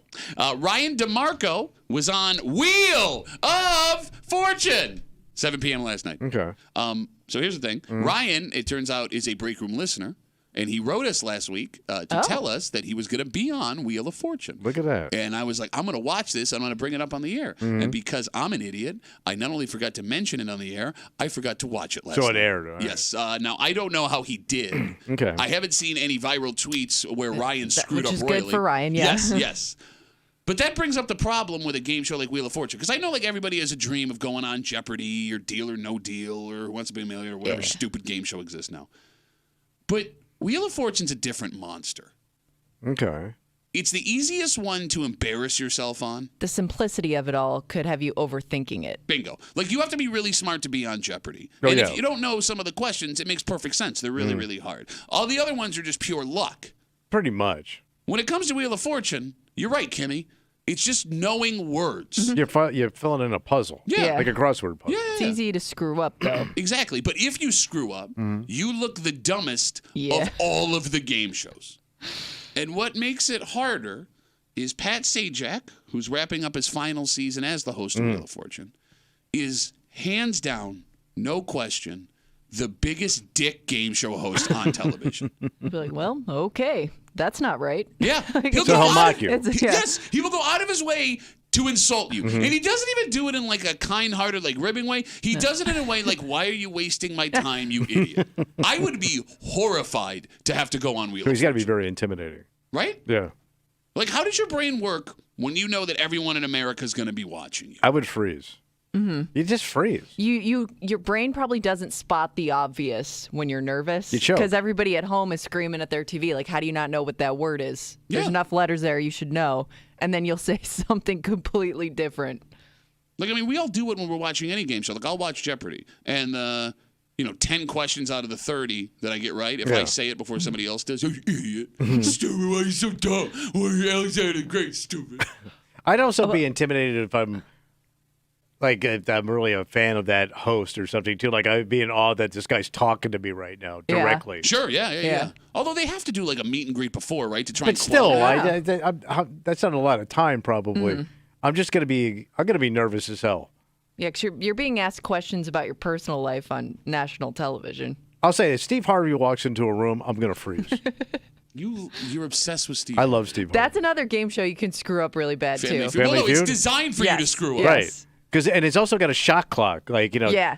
and you got to do Gotta it think quickly. fast. And then if you're You wrong, say something inappropriate. I would freak out. No, you're right. Okay, so we had said that the Wheel of Fortune mistakes are the ones that go the most viral. We're wrong. It is the Family Feud mistakes. Oh my God, they're hysterical. But you're supposed to screw up. That game show is designed for those have moments. fun. Yes, and even when you screw up, the guy's not like Steve Harvey's not like you're a dick. No. We all laugh together. Yes. Pat Sajak's just mean. He's Yeah. a mean old man. He's a little mean man. Yeah.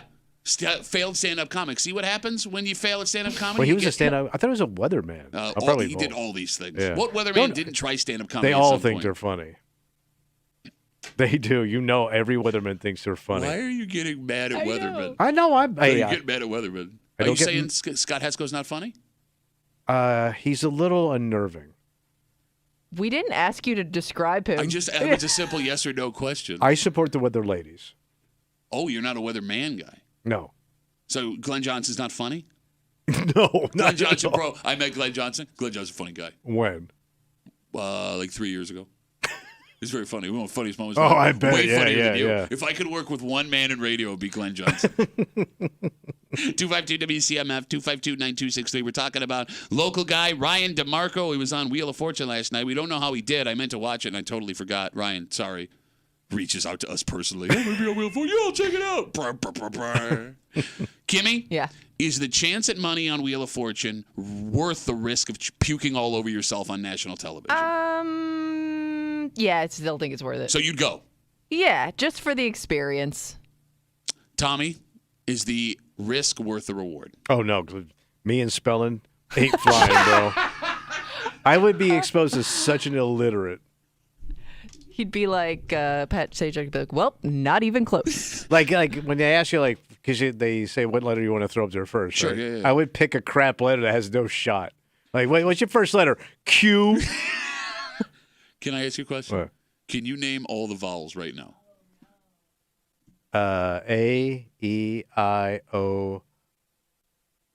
No. U. And? Sometimes why you lie. Okay. All right. Can we talk about why it's sometimes why? It's either is or it isn't. Right. Why is it sometimes? If it counts every once in a while, it counts all the time.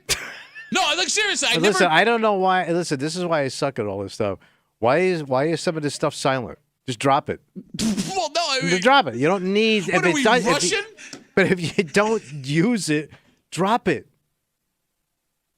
Now we're pitching about It's called word elementary economy. School, word economy. Yeah, Is that what letter it is? economy. Letter economy. But I'm with you. Either so what? And when I can remember saying, "Well, when is it?" Well, you'll know when you see it. No, I won't. 252 WCMF. The man who was on Wheel of Fortune last night, Ryan DeMarco, joins us in the break room. Okay, Ryan. First of all, how'd you do, buddy? I think I did all right. It was. Oh, not good. I ended up with.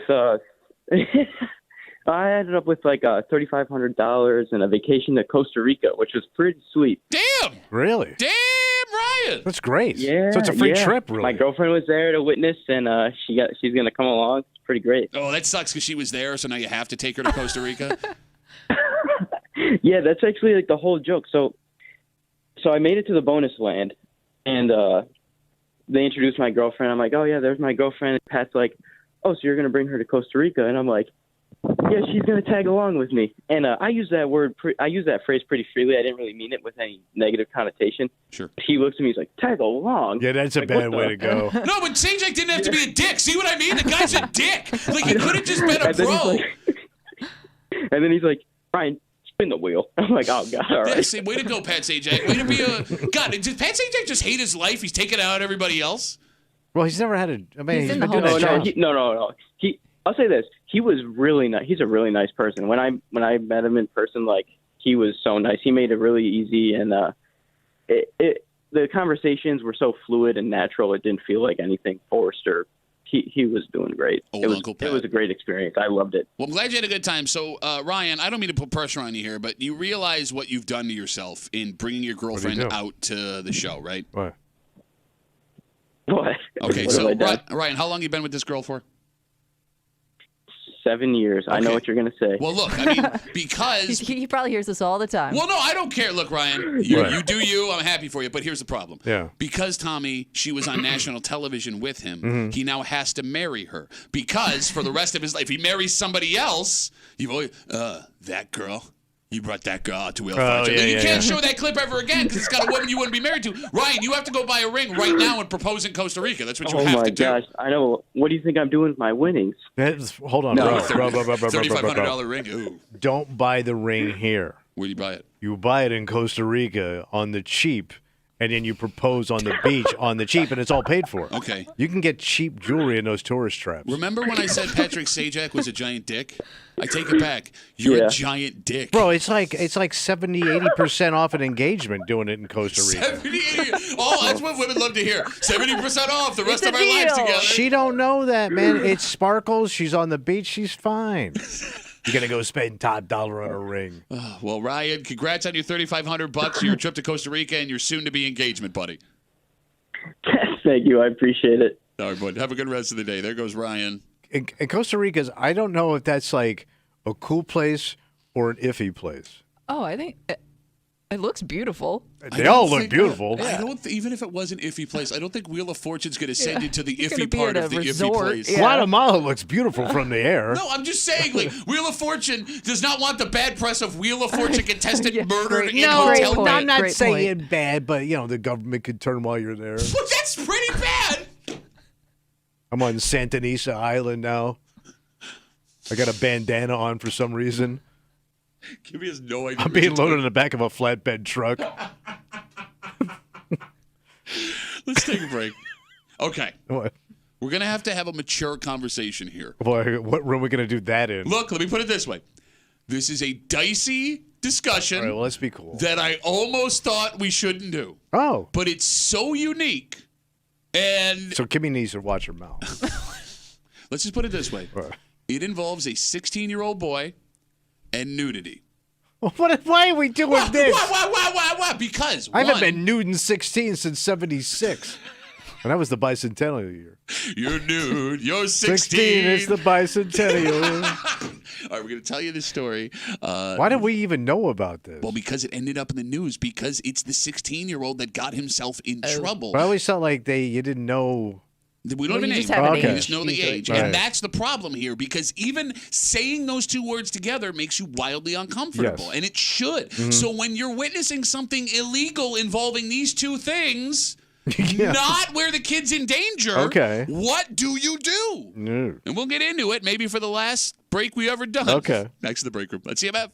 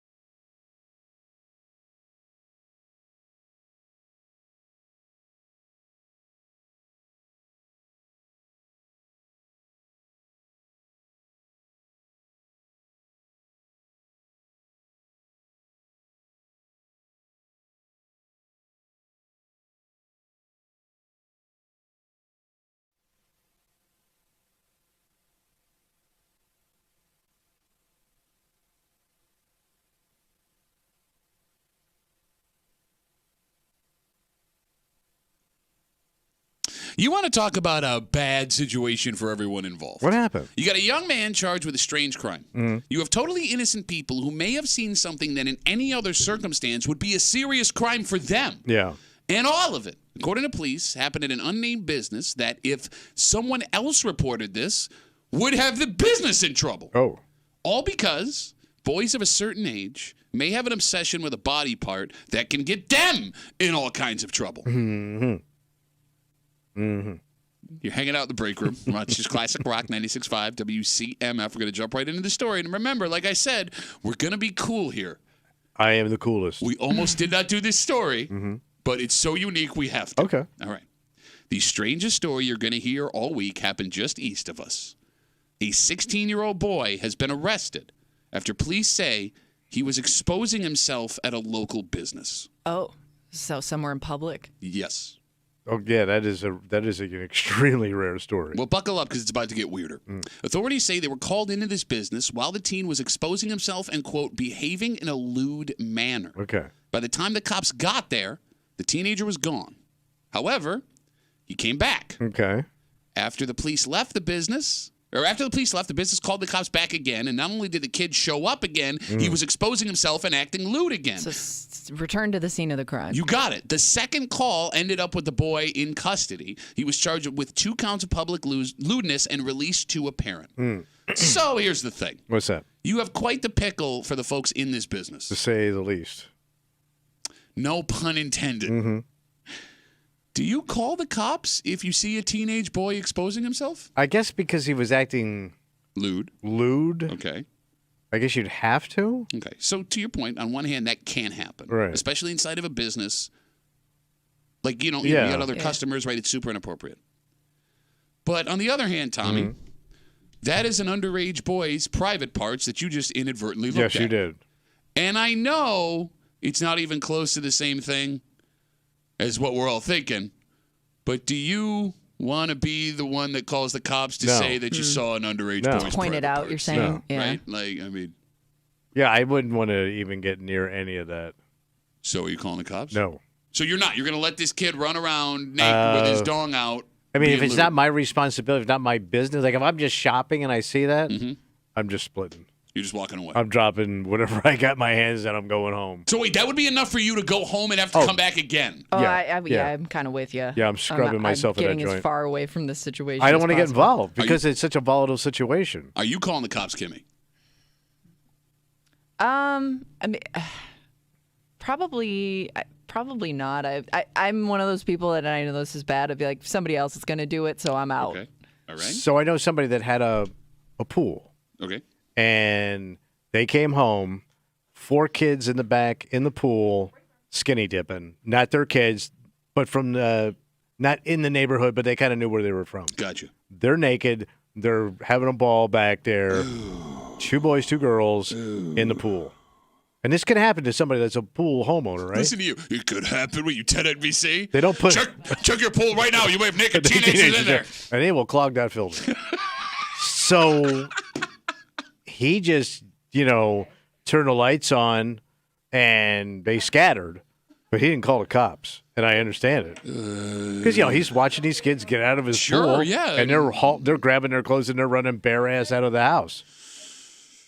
I don't. Look, I'm with you. It's a complicated situation. It ain't complicated. No, it is. Look, you can't have a teenage kid taking it out and doing lewd things with it. I understand. But do you want to get that involved? Okay, so let's talk about the owner of this business where this kid was allegedly exposing himself and acting lewd. If you own the business, you have to do something. Well, yeah, because it's your joint. Your customers, they're witnessing this thing.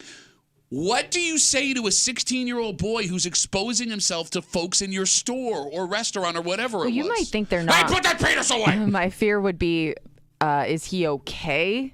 You know what I mean? Mental like, issue. yeah, like, is there something going on where this Breakdown. is happening? So my fear would be like, maybe he needs some, medical attention. Fair. You try to cover him up? Fair. Well, no, I don't want to go near him. You don't want to touch anything. Right. So what do? He's going to continue to do this till the cops get there.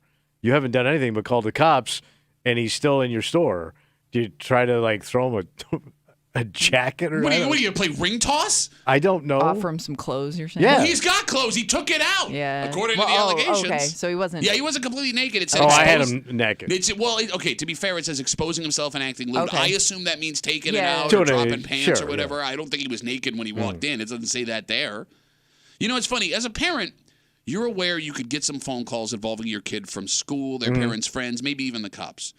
You would have to think, for every parent listening, this call is on the bottom of every parent's potential problems list. You might not even believe it. Because you know how you get all those weird scam calls? You'd be like, okay. Yeah. Oh, my son took his penis out of the grocery store. Okay, yeah.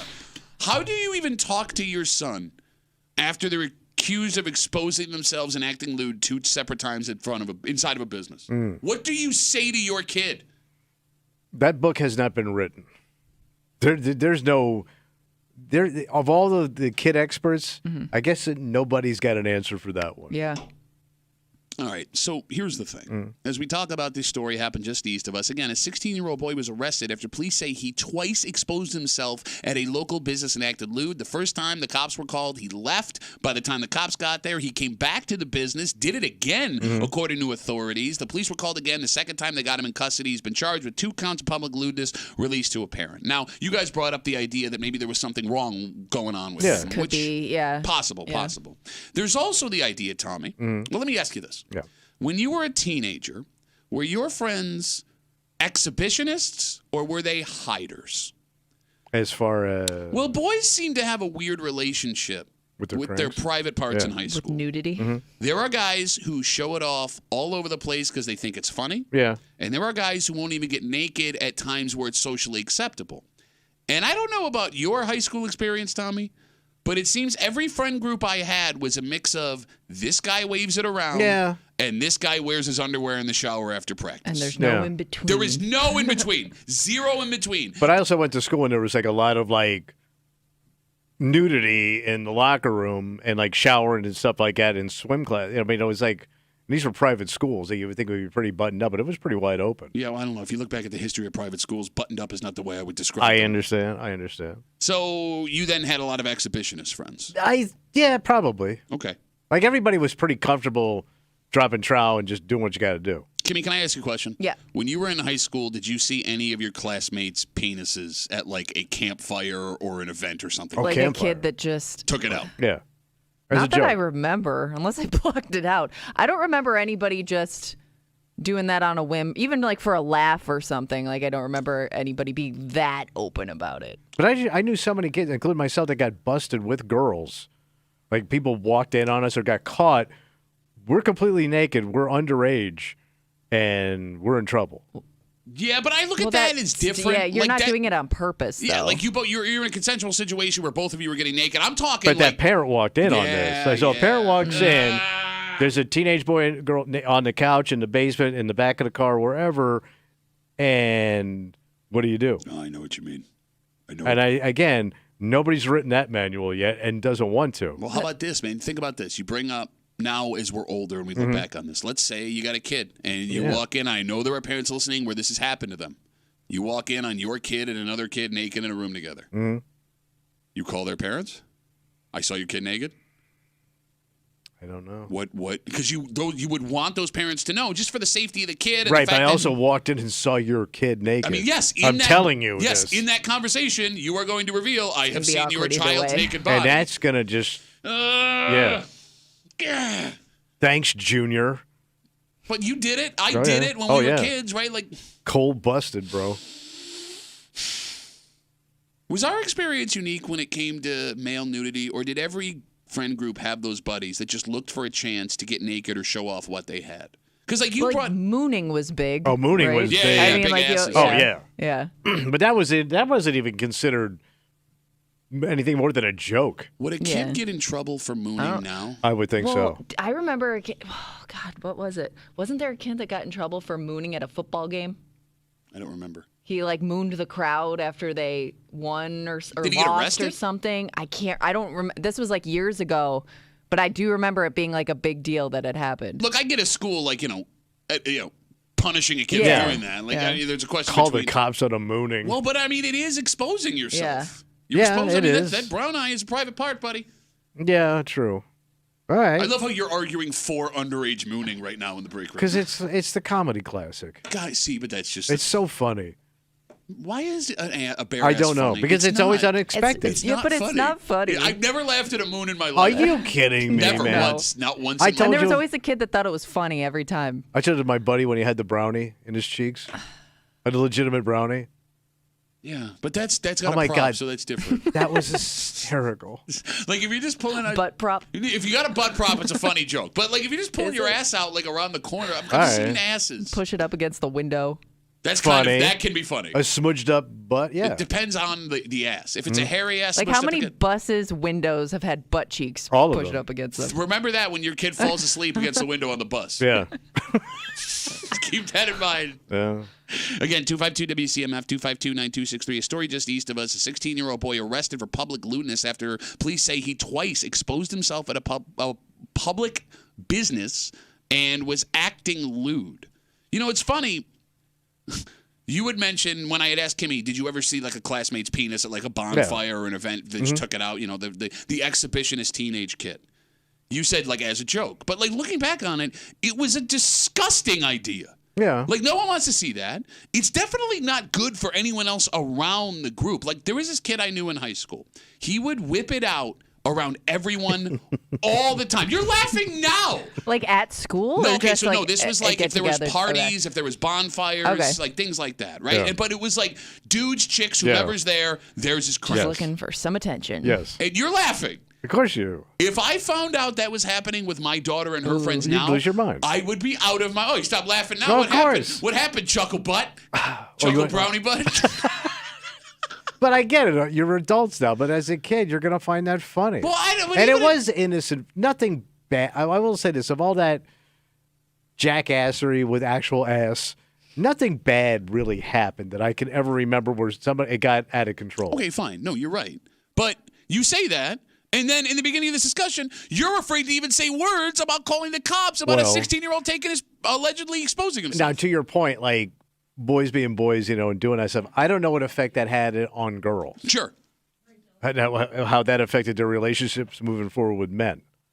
Because I told you, like, I had seen some of my classmates, girls, naked by accident or at a party, and it just kind of happened.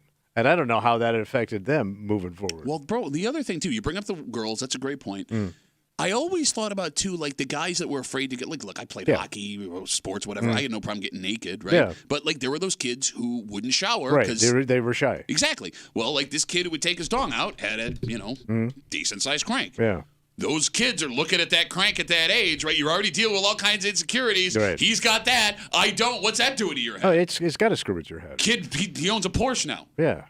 The ones that was looking at it. Oh, yeah, he went into accounting. 252 WCMF. You brought up the mooning thing. Yeah. Let's talk to Rachel. Hey, Rachel, how are you? Oh, good. How are you? Good. What do you got? Okay, so you guys triggered a childhood memory for me. Me and my cousin are having a sleepover. I'm on the bed. He's on the floor, about 9 years old.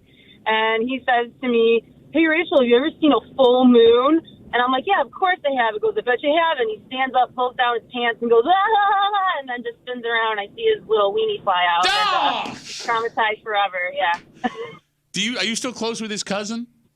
No, not really, no. Okay. Are you off of weenies completely? No, not quite. Hey, all right, Rachel, let me ask you just again out of curiosity. When you were in high school, was there a guy that you knew that would take it out at parties and bonfires and things like that? No, that didn't happen. Okay, No. I guess you and I have a very unique childhood experience, Tommy. But the other problem with that guy that does do that, sometimes he doesn't outgrow that. He thinks it's funny That's the forever. problem. That's when it becomes a serious issue. So that was Yeah. my other buddy that would do this at bars. Oh, right, I remember. Hey, Rachel, Yeah. thank you for the call. I really appreciate it.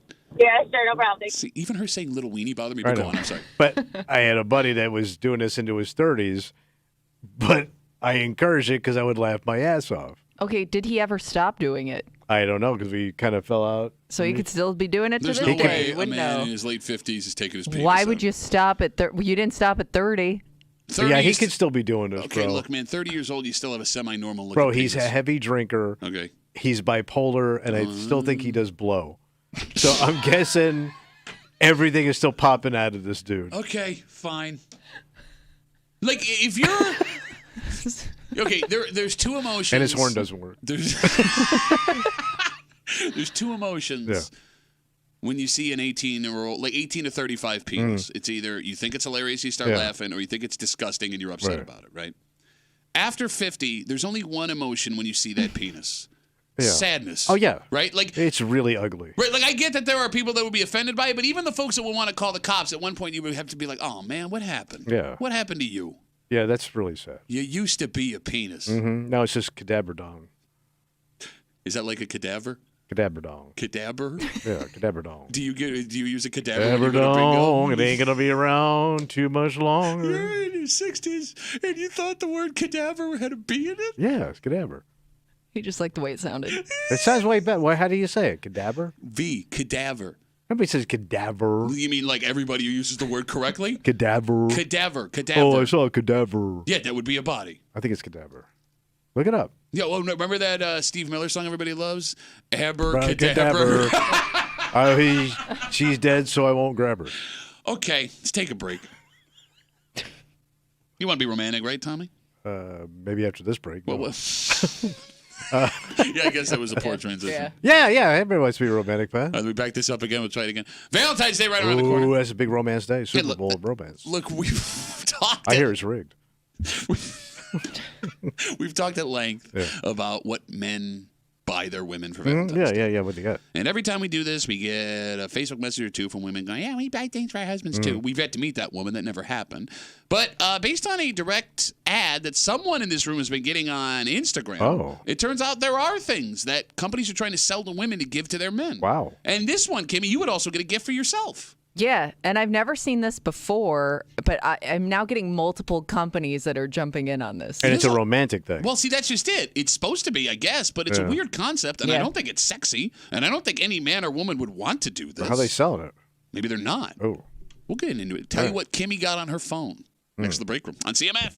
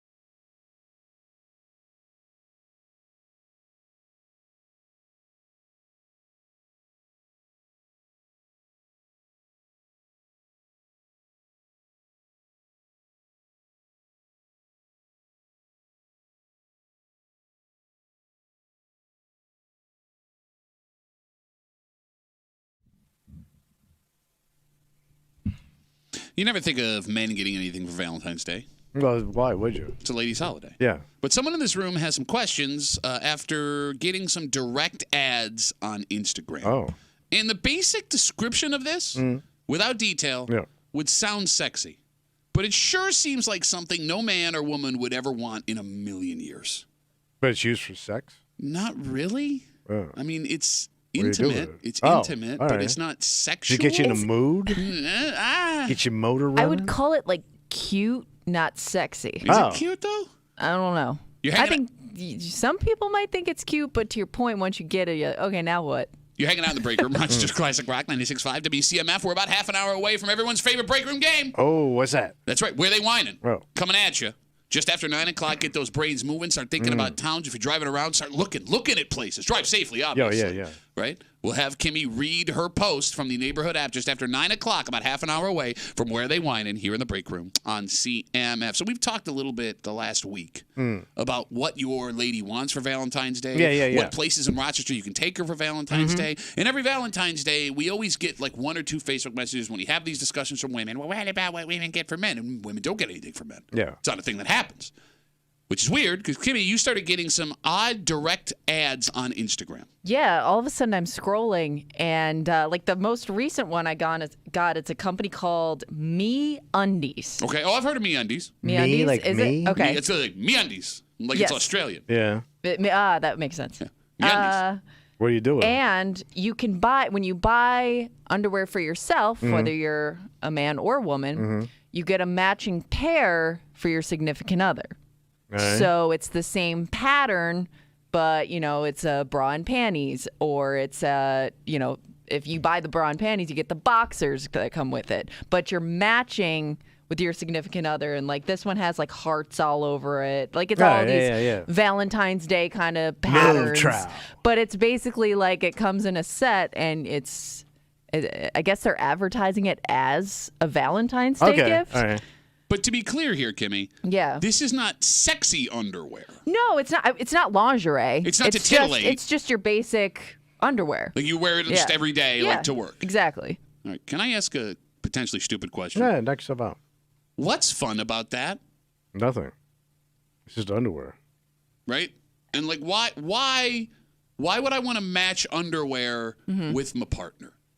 Because then we'd have to stand there and look at each other in our underwear for a while. Yeah. Yeah. And like, it's No. not like something you're gonna wear once, right? Like, Yeah.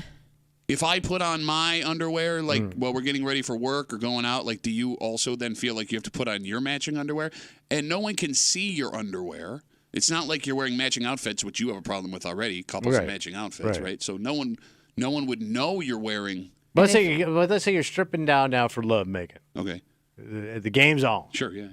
And now you take off your breeches, and there you are in your me underwear. MeUndies. MeUndies. How long is that going to last? That's not going to do anything for anybody.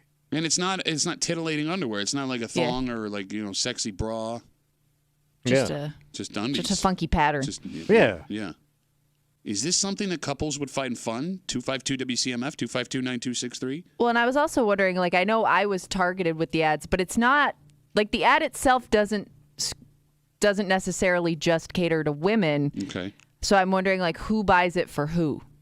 Because you would be buying your partner underwear. You'd have to buy your wife a bra and panties. Or you would have to buy your husband Yes. undies. She can get away with that. I don't think I can find something she's going to be comfortable with that I'm going to pick out. Okay, so let's talk about that.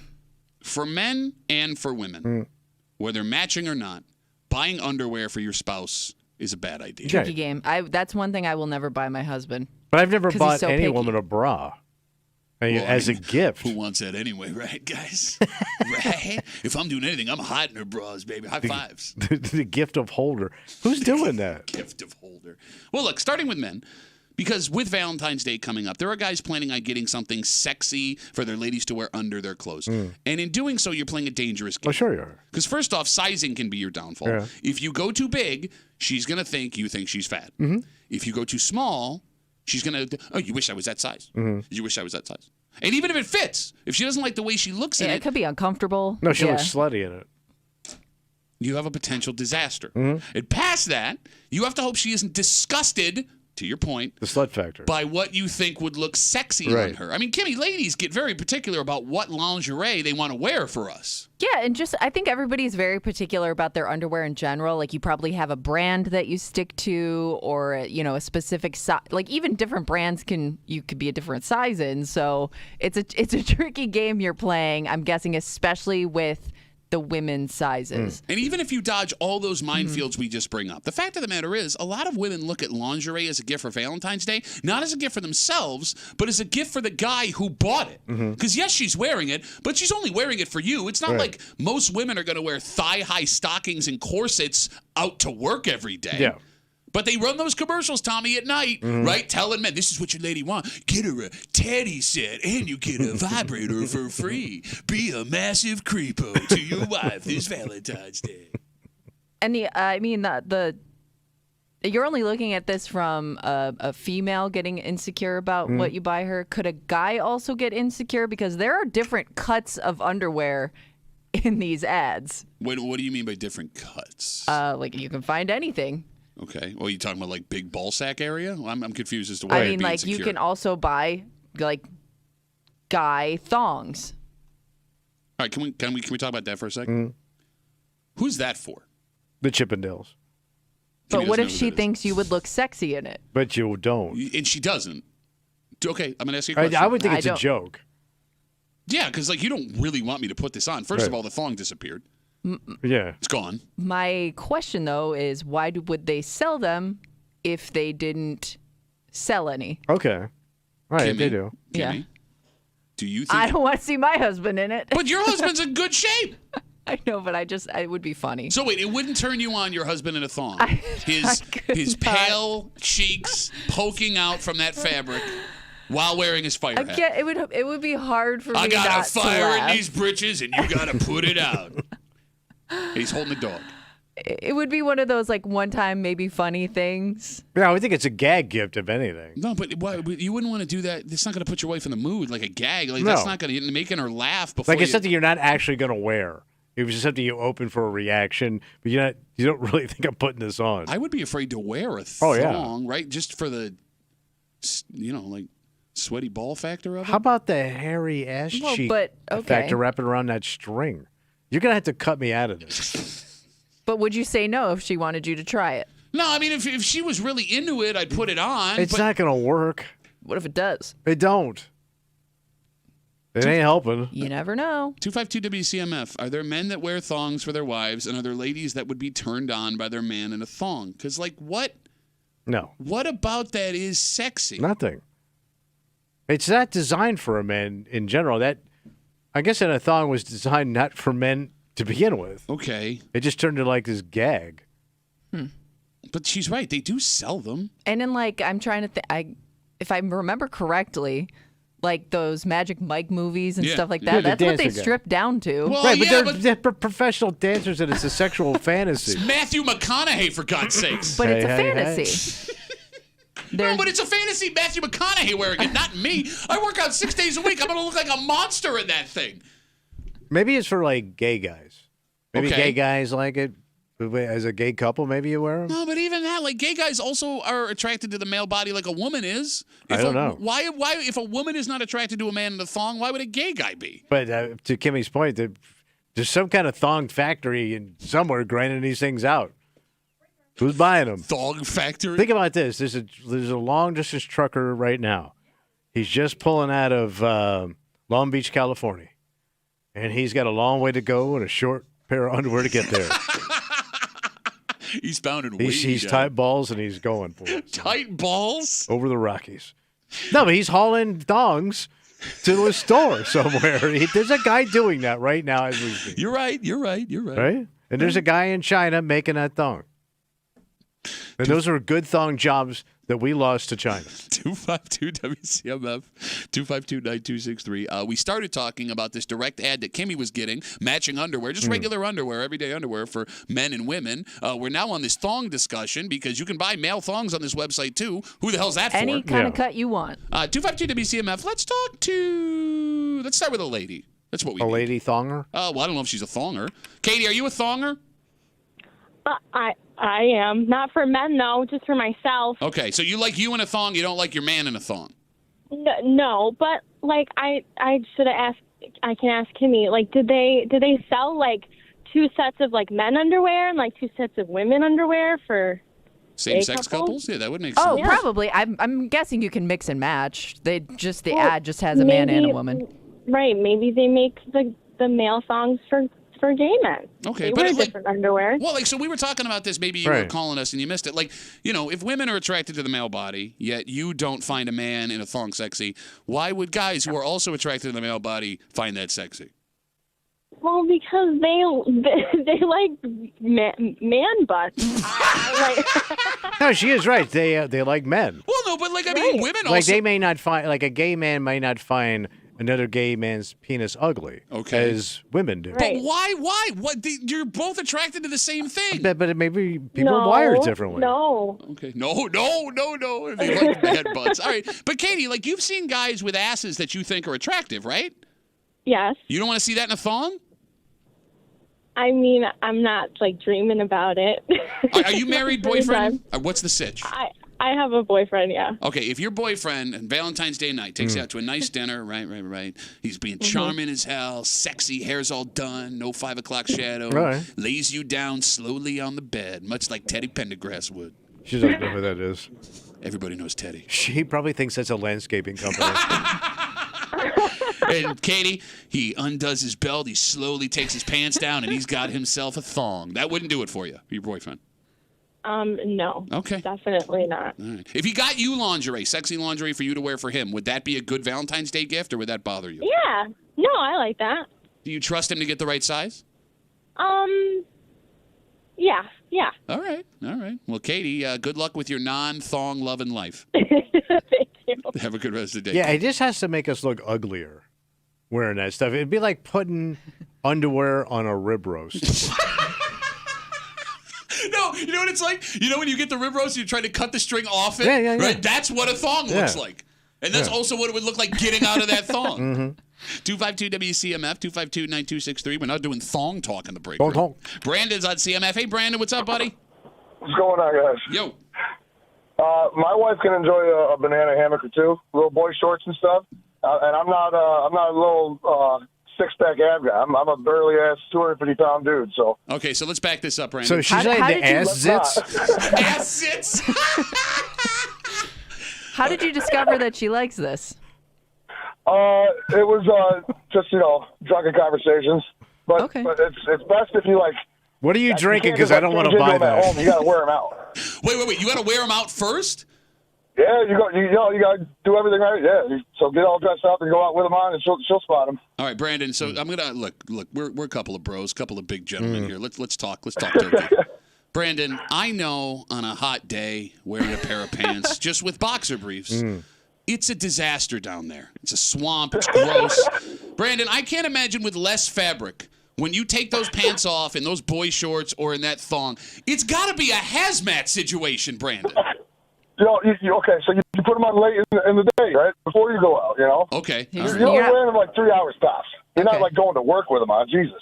Okay, well, I don't know, Brandon. You're the one that lives the thong life. I'm asking you. All right. I said no thongs. No thongs. You can't have shit up your crack.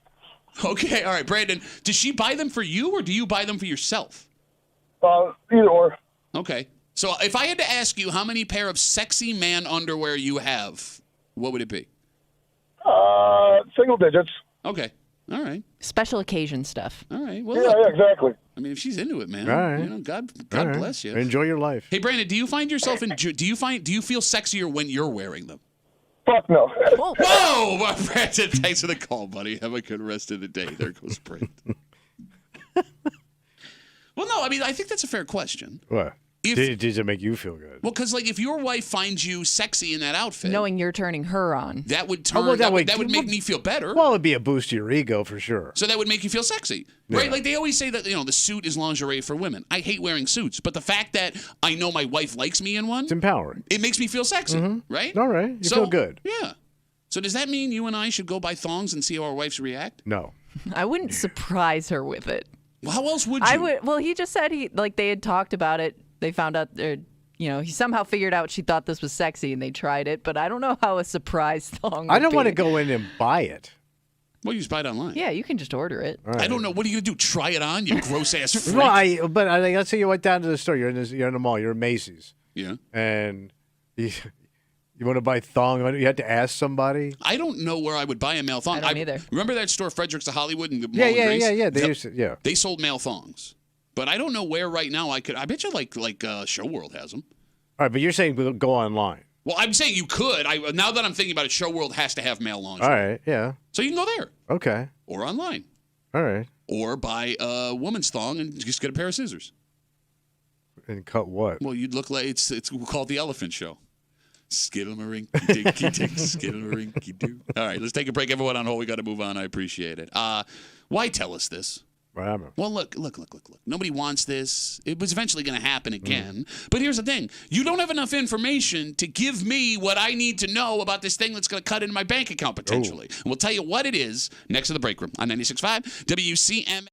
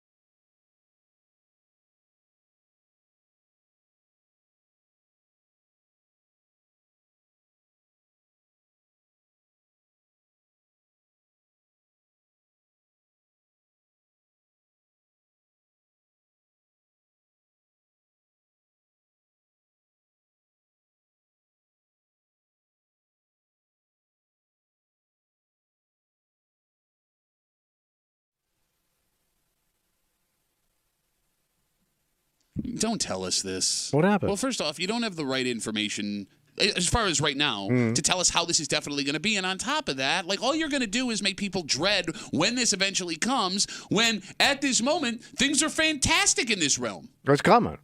So they say. Oh. Maybe. You're hanging out in the break room. Rochester's Classic Rock, 96.5. WCMF. We are about 10 minutes away from where they whine and sit tight. Get those muscles ready. And we'll tell you when the phone lines are open and ready to roll here in the break room on CMF. AAA announced yesterday gas prices may be going up. Oh. So, when? So that's just it. They don't know. Gas prices have been great for the last few months. Yeah, they've come way down. Yeah, you can find it around town still for under $3 a gallon in some places. And the story yesterday says, whoa, don't enjoy it because it's coming to an end. And again, I'll read you the quote. AAA says we could see an increase in gas prices soon. Soon. Okay. Price come. Soon. Analysts say the national average could go up anywhere from 35 cents to 85 cents a gallon between late February and May. Oh, so is that summer blend thing they talk about? No, that would be after May because this is spring. Oh. So is this because of all the traveling that happens during that time? They gave a bunch of different reasons, but none of them made a lot of sense, so I just didn't write them. The war. I don't know if the war was one of them. I don't know how eggs prices. I don't know why eggs would. Are you putting eggs in your gas tank? I don't know. Okay. Taylor Swift. AI. Let me read this again just to illustrate how ridiculous it is.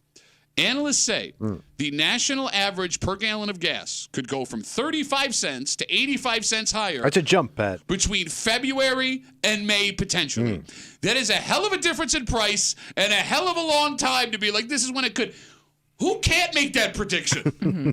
You may have anywhere between 10 cents more and $1 more between now and 4 years from now. Okay. Maybe. But here's the thing. I can't prepare for that. Right. Right. There's nothing you can do about it anyways. My day's my day. Your day's your day. Most people have the same day every day. To your point, there's nothing you can do about it. Yes. Except just put that on one more thing to piss you off today. Which, by the way, it shouldn't even piss you off right now because, again, right now, gas prices are really good. So get all your driving in now. I would drive everything you got to do all the way to May. Do it this week. So 3 things that bother me. One, you don't definitely know that gas prices are going up. And you say that much in the story. All you're doing is making us worry about something we can't control that may or may not happen. 2, by telling me that gas prices could go up, all you're going to do is make me check gas signs every single time I drive by one. Yes. Have you guys looked at a gas sign? When's the last time you looked at the price of gas? You know me. I go to the same place every week. Same. I don't bat an eye. I just need gas. My wife will shop. I'm not even looking because I know that it's been so inexpensive. Sure, it's a 15-cent swing depending on But I'm where not you driving are. around. Right. Exactly. But now, because this story gets out yesterday and they put it all over all news stations, every time gas goes up 2-3 cents a gallon, people are going to start freaking out because it's the beginning. Here it comes, man. It's coming. I got to check gas tracker. Exactly. And the news stations love that because they get to bring Gas Tracker back again. Here are the 5 least expensive gas stations in America. You know what would be a fun experiment? What's that? Okay. People lose their mind over gas prices. They lose their mind. If you took the price per gallon away, you're not allowed to put it on the sign. Okay. You're not allowed to put it where the pump is. How long it would take people to notice just based on filling their tank that gas prices have gone up? Like they know normally it costs this much, now it costs that much. Yeah, because people rarely drive all the way down to the bottom of their tank, right? So that means it's a different number every time you fill up the tank. Yeah. But you would notice a significant jump. That's my point, right? Like if it goes up 10 cents a gallon, if you got a 12-gallon tank, that's $1.20 per gallon, and you're not getting the whole $1.20 in there. It could be a difference of 60, 70 cents when you fill up your tank. Is that going to be that much of a difference? Would you notice that? Probably not. I don't think I would. No. Right? So why not let people freak out when it actually happens? Yeah, but they like to pre-scare you. Oh, it's a pre-scare. They got the TSA pre-scare? But you know how they do. It just doesn't make any sense because you got people freaking out last night leaving comments about something that hasn't happened, and they can't guarantee it's going to happen. True. And even if it does happen, they can't tell me how much per gallon the gas is going up and when it's actually going to happen. What are we doing? They're just randomly making you feel like crap today about things you can't control. They deal with the news all the time, though. I know. But like this one affects everybody's daily life. Yes. Right? Like you want to scare me about a neighborhood that I'm never going to go to. Like you look silly making comments on Facebook about that. You want to complain about a school district that my kid doesn't go to and it doesn't affect me in any way, fine, whatever. But this affects everybody. It's weather and gas. Yeah. Those are the two things they're going to scare you with. That affect everybody. Yeah, you're 100% right. You can't run from the weather and you go need some gas. It's true that. True that. All right, so with that being said, the phone number is 252-WCMF. 252-9263. Phone lines are open. If you want to guarantee you are getting in, yeah, what do I do? Call us now. Jump on it. 252-WCMF, 252-9263. You can hear Kimmy read the post through the phone while you're on hold. It's Tuesday. It's 9 o'clock. It's time for Where They Whining, and we do it next here in the break room on CMF.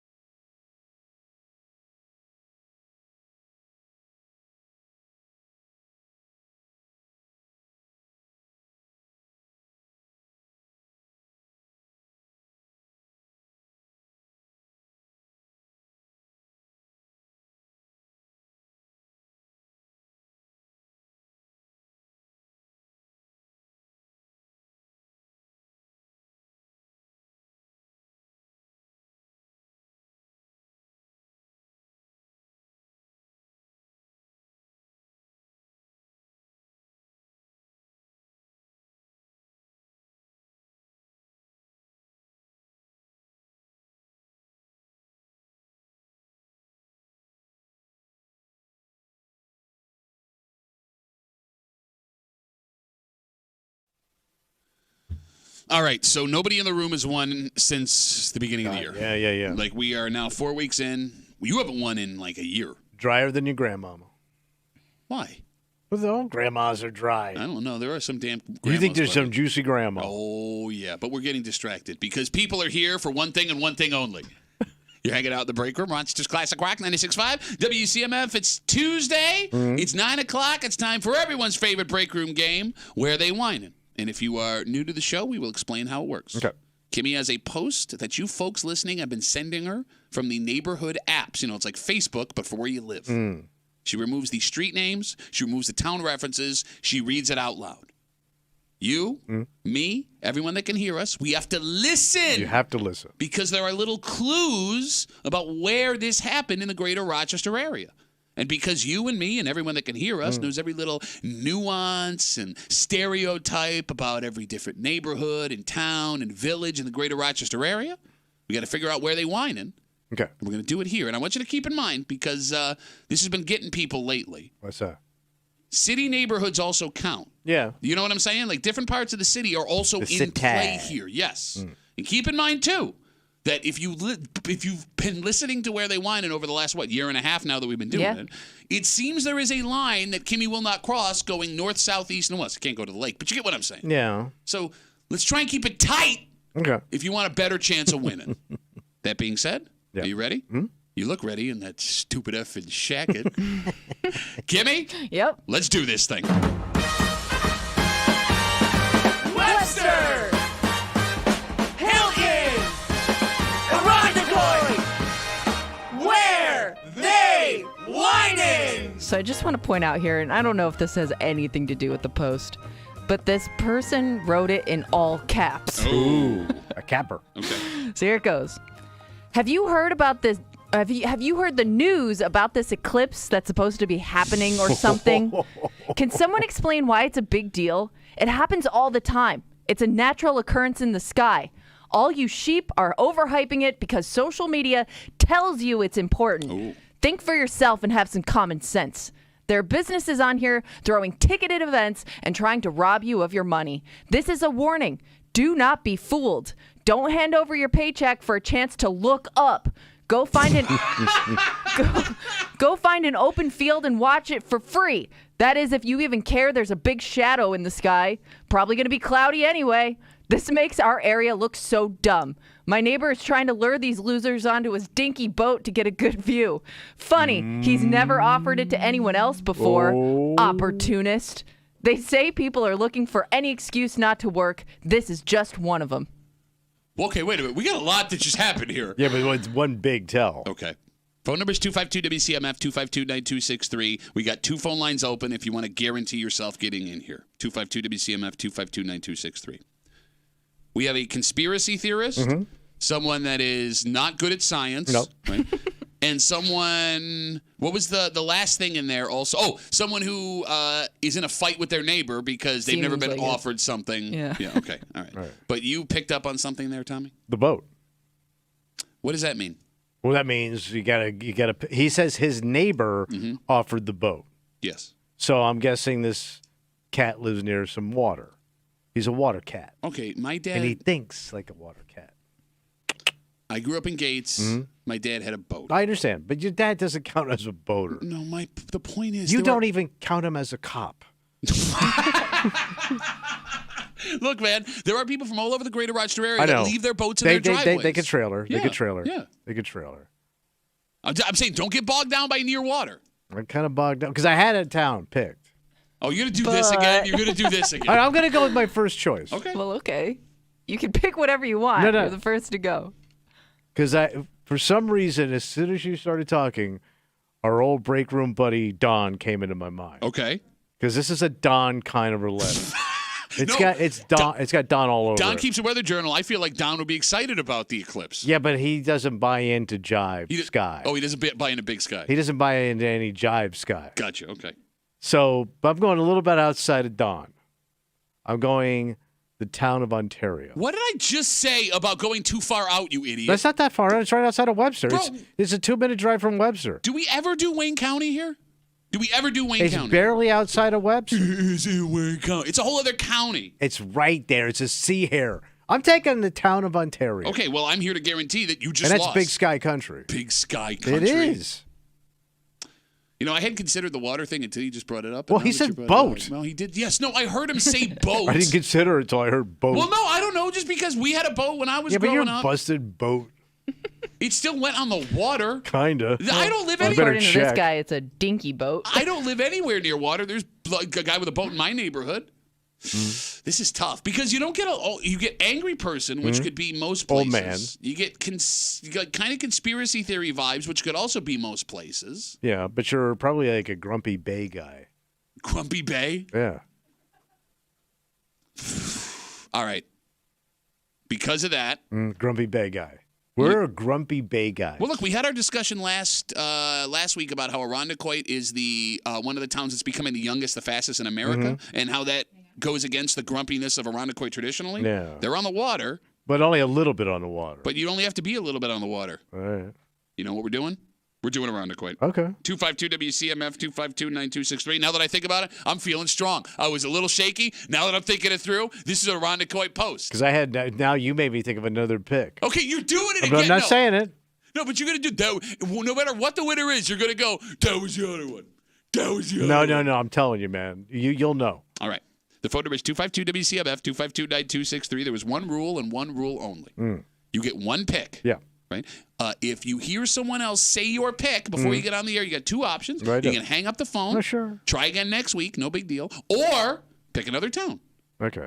If we pick up the phone and you go, well, I was going to say, but anyway, you have been disqualified, and Commissioner Kimmy gets all final calls. Okay. All right, 252-WCMF. They're lined up and ready to roll. Let's talk to Barber. Barber, where are they whining, buddy? Morning, guys. I also thought of the water angle on this, and I'm going to go with Greece. Okay, why Greece? Especially North Greece. Okay. Reason being, again, you got the river on one side, got the lake on the top, and you got places like Long Pond, Round Pond, Cranberry Pond. So you have multiple ponds that people have boats on also. Bay. So these kind of boat people remind me of the bit you guys did yesterday about Tommy's dad. He's the kind of boat person who was like Rodney Dangerfield in Caddyshack. That was Tommy's dad. Okay. Oh, the So seafood. that's definitely Greece. All right, Barber. But, All I mean, does all the rest of the stuff check out? Like, are people in Greece angry about the sun disappearing? Well, yeah, because it's Greece. Greece in the Mediterranean has a lot of sun, so these people in Greece need their sun. All right, Barber. Thanks for the call, buddy. Have a good rest of the day. 252-WCMF, 252-9263. Let's go biblical for a second. Biblical? Yeah, let's talk to Caleb. Caleb, where are they whining, buddy? It's a little bit out there, but I gotta say Sodas. Sodas? What is It's wrong too with you far people? out, bro. You picked Ontario. You have no room to No, talk. Sodas is like an hour from Ontario. Sodas is like 6 minutes from Ontario. it's not. You can walk to Sodas from Why Ontario. don't you start now? Caleb, why Sodas? Just saying. You're too far out, obviously, bro. the first thing I heard was the water, obviously. Mhm. All right, see The what you post did? being in all caps, like the overall vibe of the message, So and it sounds like your impression of Tommy. Okay, so you're saying that Sodas is an all-caps town. 100%. Okay, all right, Caleb, thanks Do for we the ever go call, that buddy. far out? No. We don't go farther than Ontario. Okay. Bro, Maybe. look what you did. Look what you did. Because, no, I wasn't thinking water at all, and you said, go to be on the water, and the first two people that called were corrupted by your stupid mouth and logic. I hear boat, I lock in. Okay, 252-WCMF, 252-9263. Let's go with the best name on the list. What's that? Patrick's on CMF. Patrick, where are they whining, buddy? I think that I'm going to go with Hamlin on this one. Oh, my God, I hate you so much. I have a buddy who lives out in Hamlin, and this sounds like exactly like him. He owns his own company. He's like, oh, nobody wants to work anymore. And it sounds exactly like him. Okay, but so I'm going with Hamlin on Okay, that all one. right, all right. He's inspired by Buddy. Fine. Look, I wanna. Right now, these are the towns we have. Right. In where they whining for the Greater Rochester area: Ontario, Sodas, and Hamlin. 3 towns that have never been picked. No, ever. we've had a Hamlin. Did we had a Hamlin? How is that possible? It doesn't exist. Hamlin once before. Okay, all right.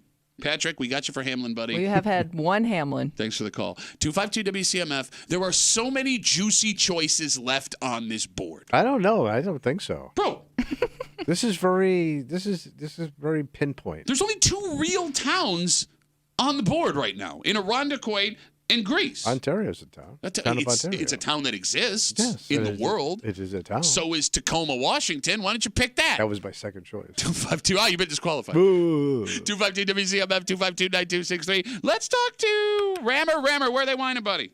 Good morning. This is Henrietta. This is a town where people don't know how to change their flat tires, and it's one of those things that you just got to accept. There's a whole lot of dumbassery out in Henrietta. There's so many lights, people never see the sky. They don't even know there is a moon. They don't see the sky. You sound like a Native American, like pining for days gone by. I tell you, and every time I drive through Henrietta, every other driveway's got a canoe in it. I mean, it's a little dingy boat. I'm just saying. No, it is.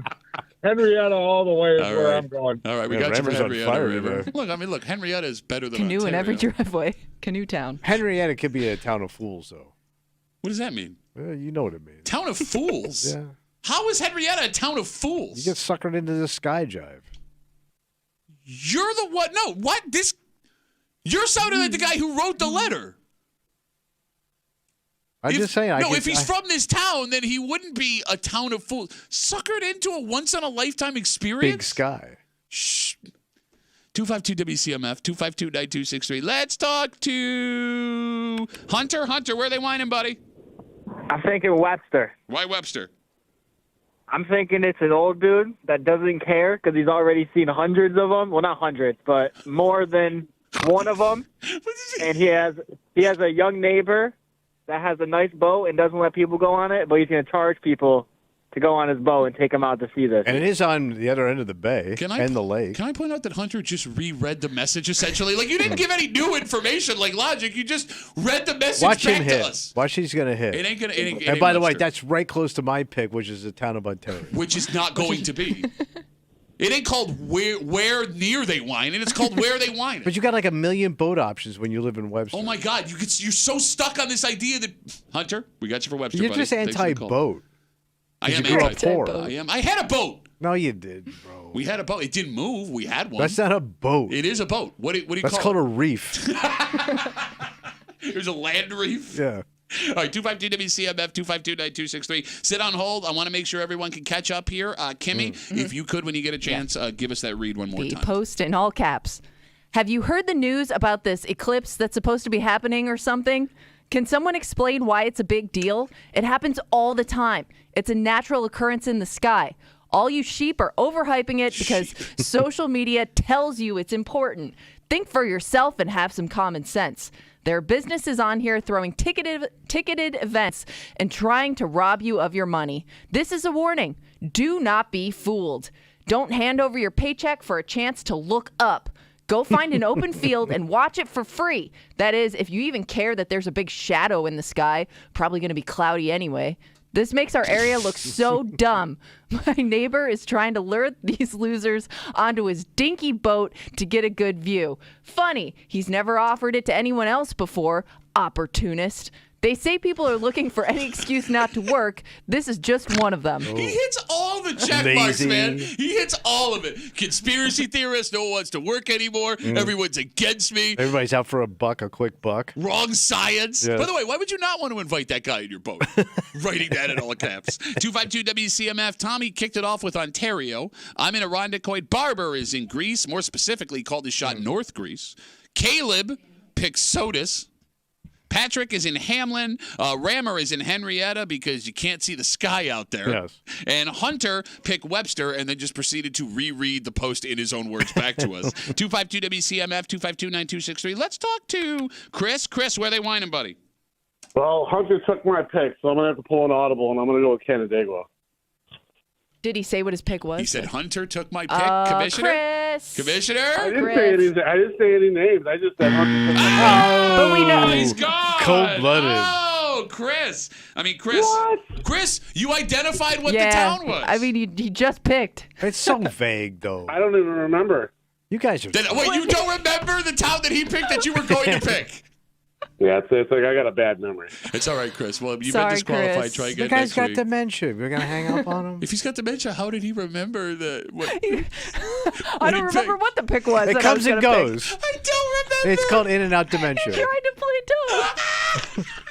He's got the old timers. All right, Chris has been disqualified. Canandaigua's still on the board. 252 WCMF. Look, we're having a rough pick here and where they whining. Maybe the ladies can straighten us up. Okay, a lady picker. Yeah, let's talk to Sue. Sue, where are they whining? I think they're whining in the Parma. Why Parma? Oh, Sue, I believed in you. Parma. Because it's an important spot. The kids have off school that day. They're making a big deal out of it. Okay. That's every town. Yeah. It's supposed to, apparently the best views are supposed to be in that area. In Parma. Really? Interesting. Okay. Yeah. How did Parma get the good sky? We didn't. The good sky again. I don't know. And then the other thing, too, is this only happens like every century or, couple. Wait, this is rare?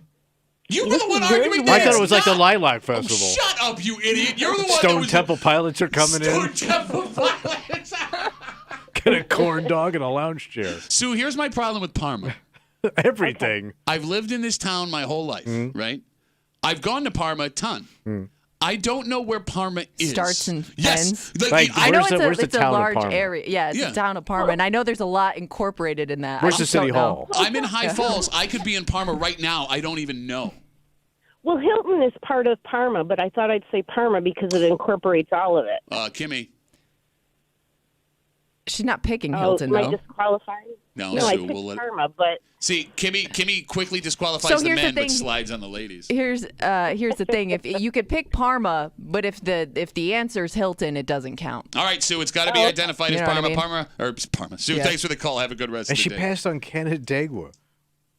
I don't think it's Canandaigua. But that's not a bad pick because it kind of checks off all the boxes. No, you just made boxes. You just made a box that said it has to be near water. All boxes are made boxes. What do you think? God gave you boxes in the 10 Commandments? For God so loved the world. The 11th commandment was boxes. Well, he commanded you boxes, you I idiot? give you dominion over all boxes. Why does God sound like JFK?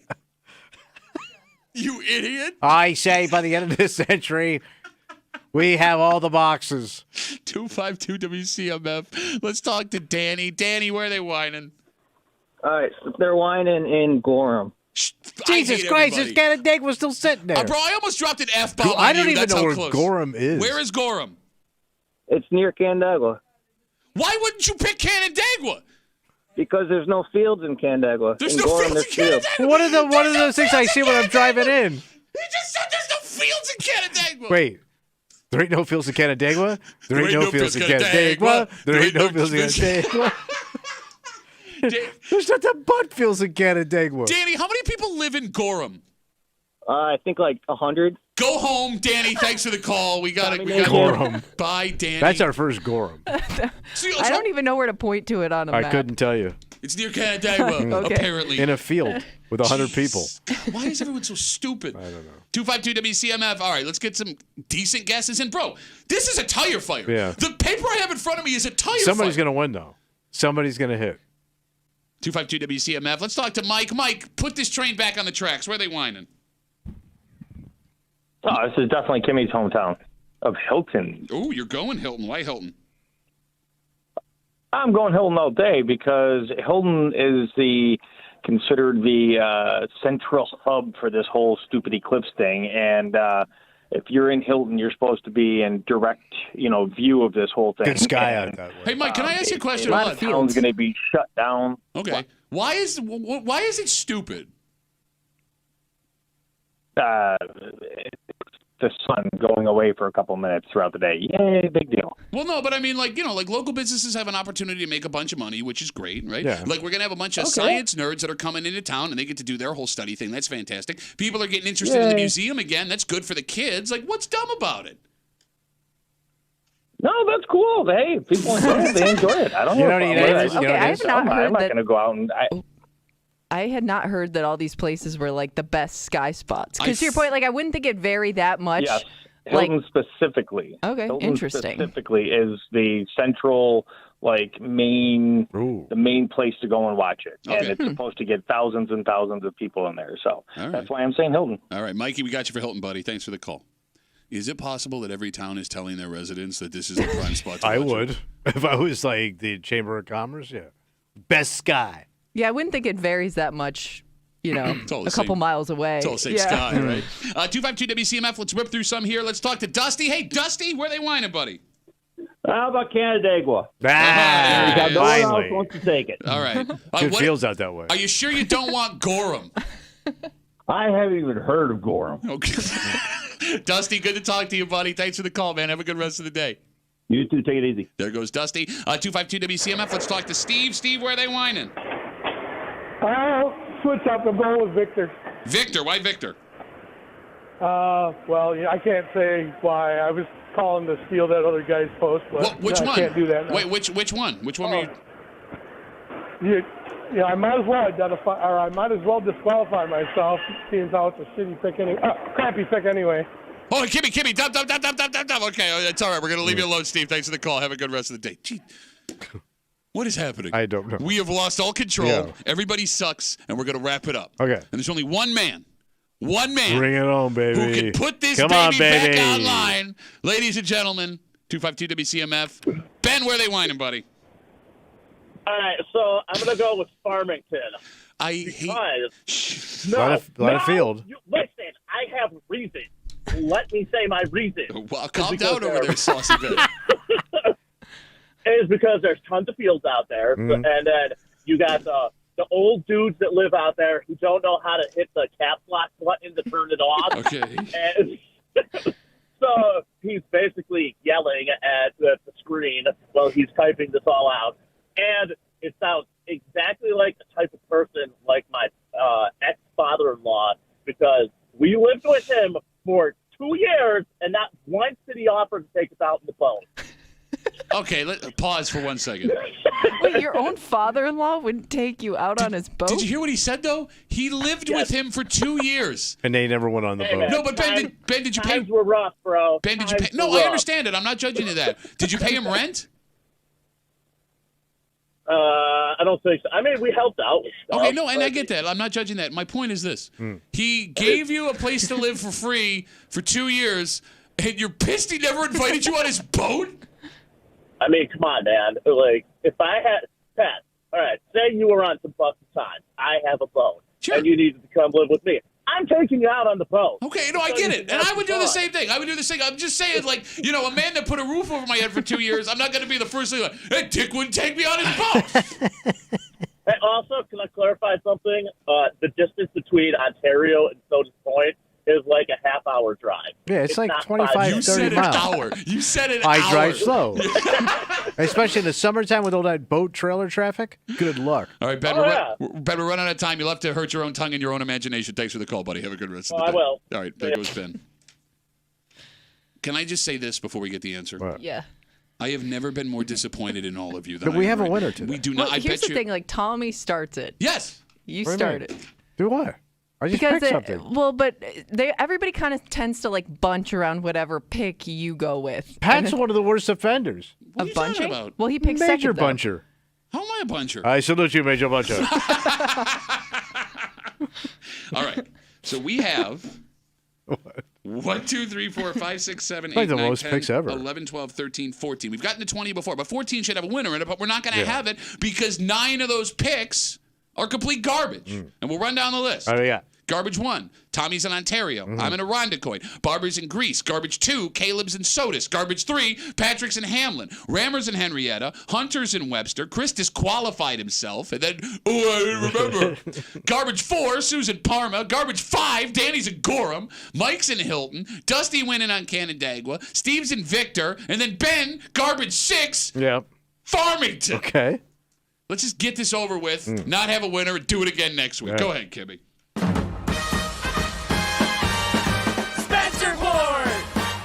Yates! Henrietta! Where they whining? Believe it or not. Oh, yeah, I told you. We've got a winner this Come on. week. Easily. It's got to be pick 2, baby. Come on. We have got a winner this week. Come on. And it might be a little controversial here. Oh. Because they whining in Canandaigua. Wow, Dusty, congratulations, Dusty came in buddy. with the sweep after, who was it that disqualified? Chris? So Chris disqualified himself because he wanted Webster. He said he wanted Hunter's pick. Which was Webster. And Ben is just off with Farmington. As is Danny, apparently with Gorham. And Victor's close. And we gave Danny the opportunity to take Canandaigua. He said, no, there's no fields in Canandaigua. Dusty. Wow. Congratulations, buddy. Enjoy. If it had to be someone, we're glad it's you. Yes. All right. Let's take a break. We know that everyone thinks highly of themselves. Oh, sure. We think we're better looking than we are. We think we're more athletic than we actually are. We think we're smarter than we actually are. And proof of that is here. What happened? Because 4 in 10 Americans believe if we were to meet these unbelievable, often written about, never proven to exist creatures, they would be the ones that could negotiate peace. Oh. We'll tell you what we're talking about next to the break room on CMF.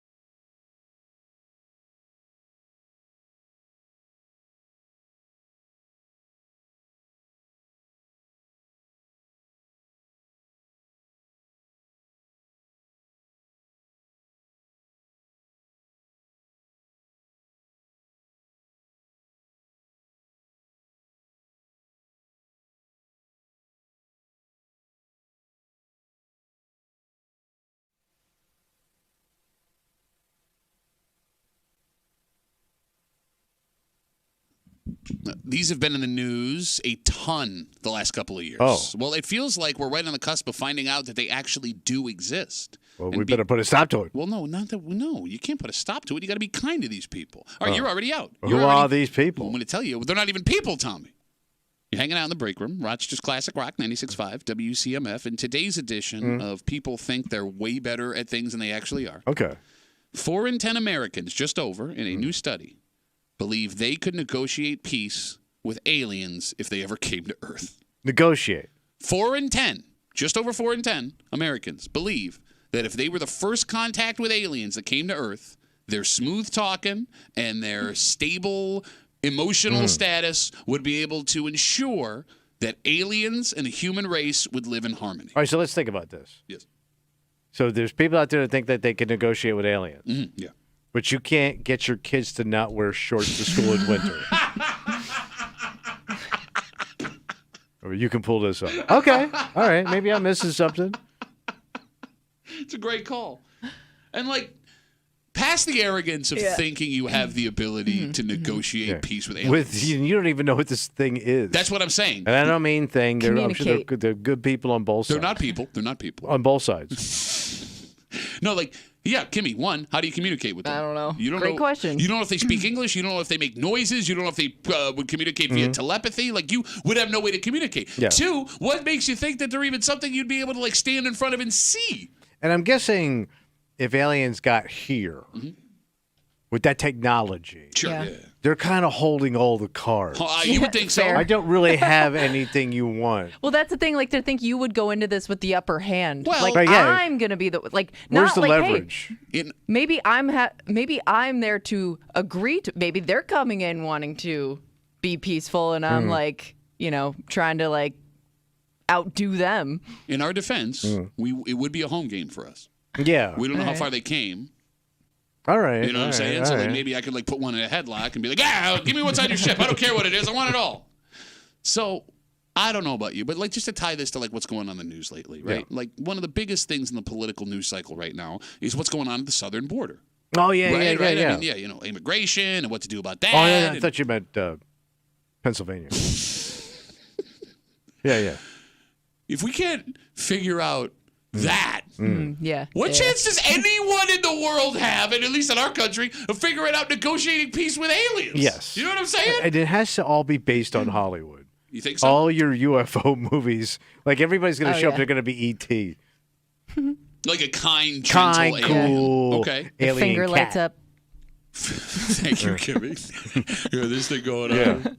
So the most interesting part of this study, outside of that arrogance, is a surprising number about how many people actually believe in aliens. Because I always assumed it was 70-80% of Americans. That do believe? Yes. According to this new study, only 53% of Americans believe that aliens do exist That's somewhere. not still too much. It's way low. Come on. We're going to have the alien argument again? I know you're anti-alien, which, by the way, when they get here, you're in trouble. I'm in trouble with whoever shows up that's in charge. God, alien, Jesus, I'm screwed. God, and what about God, alien, Jesus? No, but so 50% of people think there is life beyond us. Okay, so 53% of Americans believe they definitely exist. Okay. 34% of Americans believe they don't definitely exist. So that would leave about 20% of folks, I guess, who said, I'm not sure, which is the right answer. Yeah. Right? Yeah. I mean, that's the most logical Can't answer. prove it either way. Exactly, right? The agnostic view on alien life. But, based on how big the alien discussion has been in the news cycle the last couple of years. You've got videos of UFOs being Lights released. in the sky. Yeah, and not just from crazy people outside of a meeting with, I almost said Joe Carter. Joe Carter. The president. Jimmy Carter? Jimmy Carter. Jimmy Thank you. Carter. God, I'm losing my effing mind. Yeah. Okay. Joe Carter hits a home run while my dad's on deck and he sees aliens. These are legitimate government videotapes that were declassified. Yeah. You had, Senate and Congress having special get-togethers talking to people who claim that worked in the government that these things are being unidentified. Exactly. And it dominated the news cycle for a little while. For only 50% of Americans to now be sure in their heads that aliens exist is a little surprising. Okay. But you can think aliens exist and think that they've never been here, too. Well, no, that's not the question. Oh, the question so is, do they exist? Period. No, period. Period. In general, Okay, yeah, somewhere. yeah. Okay. Drive by, never showed up. Yeah. They have to exist. Yeah. They have to. I don't. Why? Why wouldn't there be like another Earth somewhere? Yeah. What if there ain't? It's a one and done. How lucky would we have to be? Yeah. Mm-hmm. Billions of planets. Yeah, as far as we know. How do you even know there's a billion planets? Maybe there's I a think wall they- out I there. A wall. It Space just wall? stops. Space wall. Space wall. Yeah. What, you telling me there's a wall in space? Like, look, I know that you're a show me, prove it to me type of guy. Yeah, I mean, if I look at there, it looks pretty dead out there. Okay. Unless the We've crap we only throw up there. Been to like 2 planets. Yeah. No, we've been to one planet. Well, the moon isn't a planet. I mean, no, like I'm saying we've been to our planet. True, Don't but you but they sent out. patronize me. The moon. Well, actually, the moon is not a planet. Well, how many planets have like the rover things landed on? Mars? Is it just Mars? Yeah. Yeah. I know, like haven't they been to like a? Have they been to Saturn, Uranus? like orbited other planets, maybe. Did you just do a butt joke? No, I was doing it through Mercury, Venus, Earth, Mars. We've only been Saturn. to 2. If you want to count, it's the moon and Mars. But the moon is not a planet. Okay, but the that's moon just- is a moon. Okay, hence those are the the- name, the moon. Okay, those are the 2 dirt areas we've been to outside of Well, our no, own that's dirt not true. area. There's 3 What'd because be they've the been to other your dirt area? mom's pants. Either The way, other dirt area. they've only taken like pictures of other planets, Yes. so we don't even know what's on those planets. Yeah. So, like, for you to sit here and be like, oh, there's like 9 Okay. planets. It's not even 9. It's 8 now because Pluto got kicked out. All right. So I'm trying to do it in my head because remember, it was Mercury, Venus, Earth, Mars, You doing the planets? Jupiter, Jupiter. Saturn first, Uranus, Neptune. Yeah. Pluto. Yeah. You just get Pluto in there? Pluto is not a planet. Pluto got kicked out. But it does there. We just don't call it Pluto Yeah, it's no not more? a no, we call it Pluto. We don't call it a planet. It's there, but it's not a planet. It's All too right. small to be a planet. Okay. So there are people alive who are very old. Mhm. When they were little, Pluto was not a planet, Mhm. and then they made it a planet, and then recently they made it not a planet. So I don't Like, know. and by the way, we get to decide that. You're not Just a based on our planet own anymore. definition. Place we've never been to. We don't like your type too much. I Are don't you think- offended for Pluto? Yeah, like for a man who argues there's a wall, you're getting awfully We're treating upset. them like the Irish when they were coming here in the 1800s. Well, that's a shot about your type. Pluto need not apply. Yes. What is wrong with you? You're getting We offended. kicked Pluto out. I don't think anyone on Pluto is like, guys, can you believe Well, this? there might be people on Pluto we don't know. Oh, I guess you're right. We don't. With the big cave Pluto dude. He's been holding his breath for 300 years. All right, look. Yeah.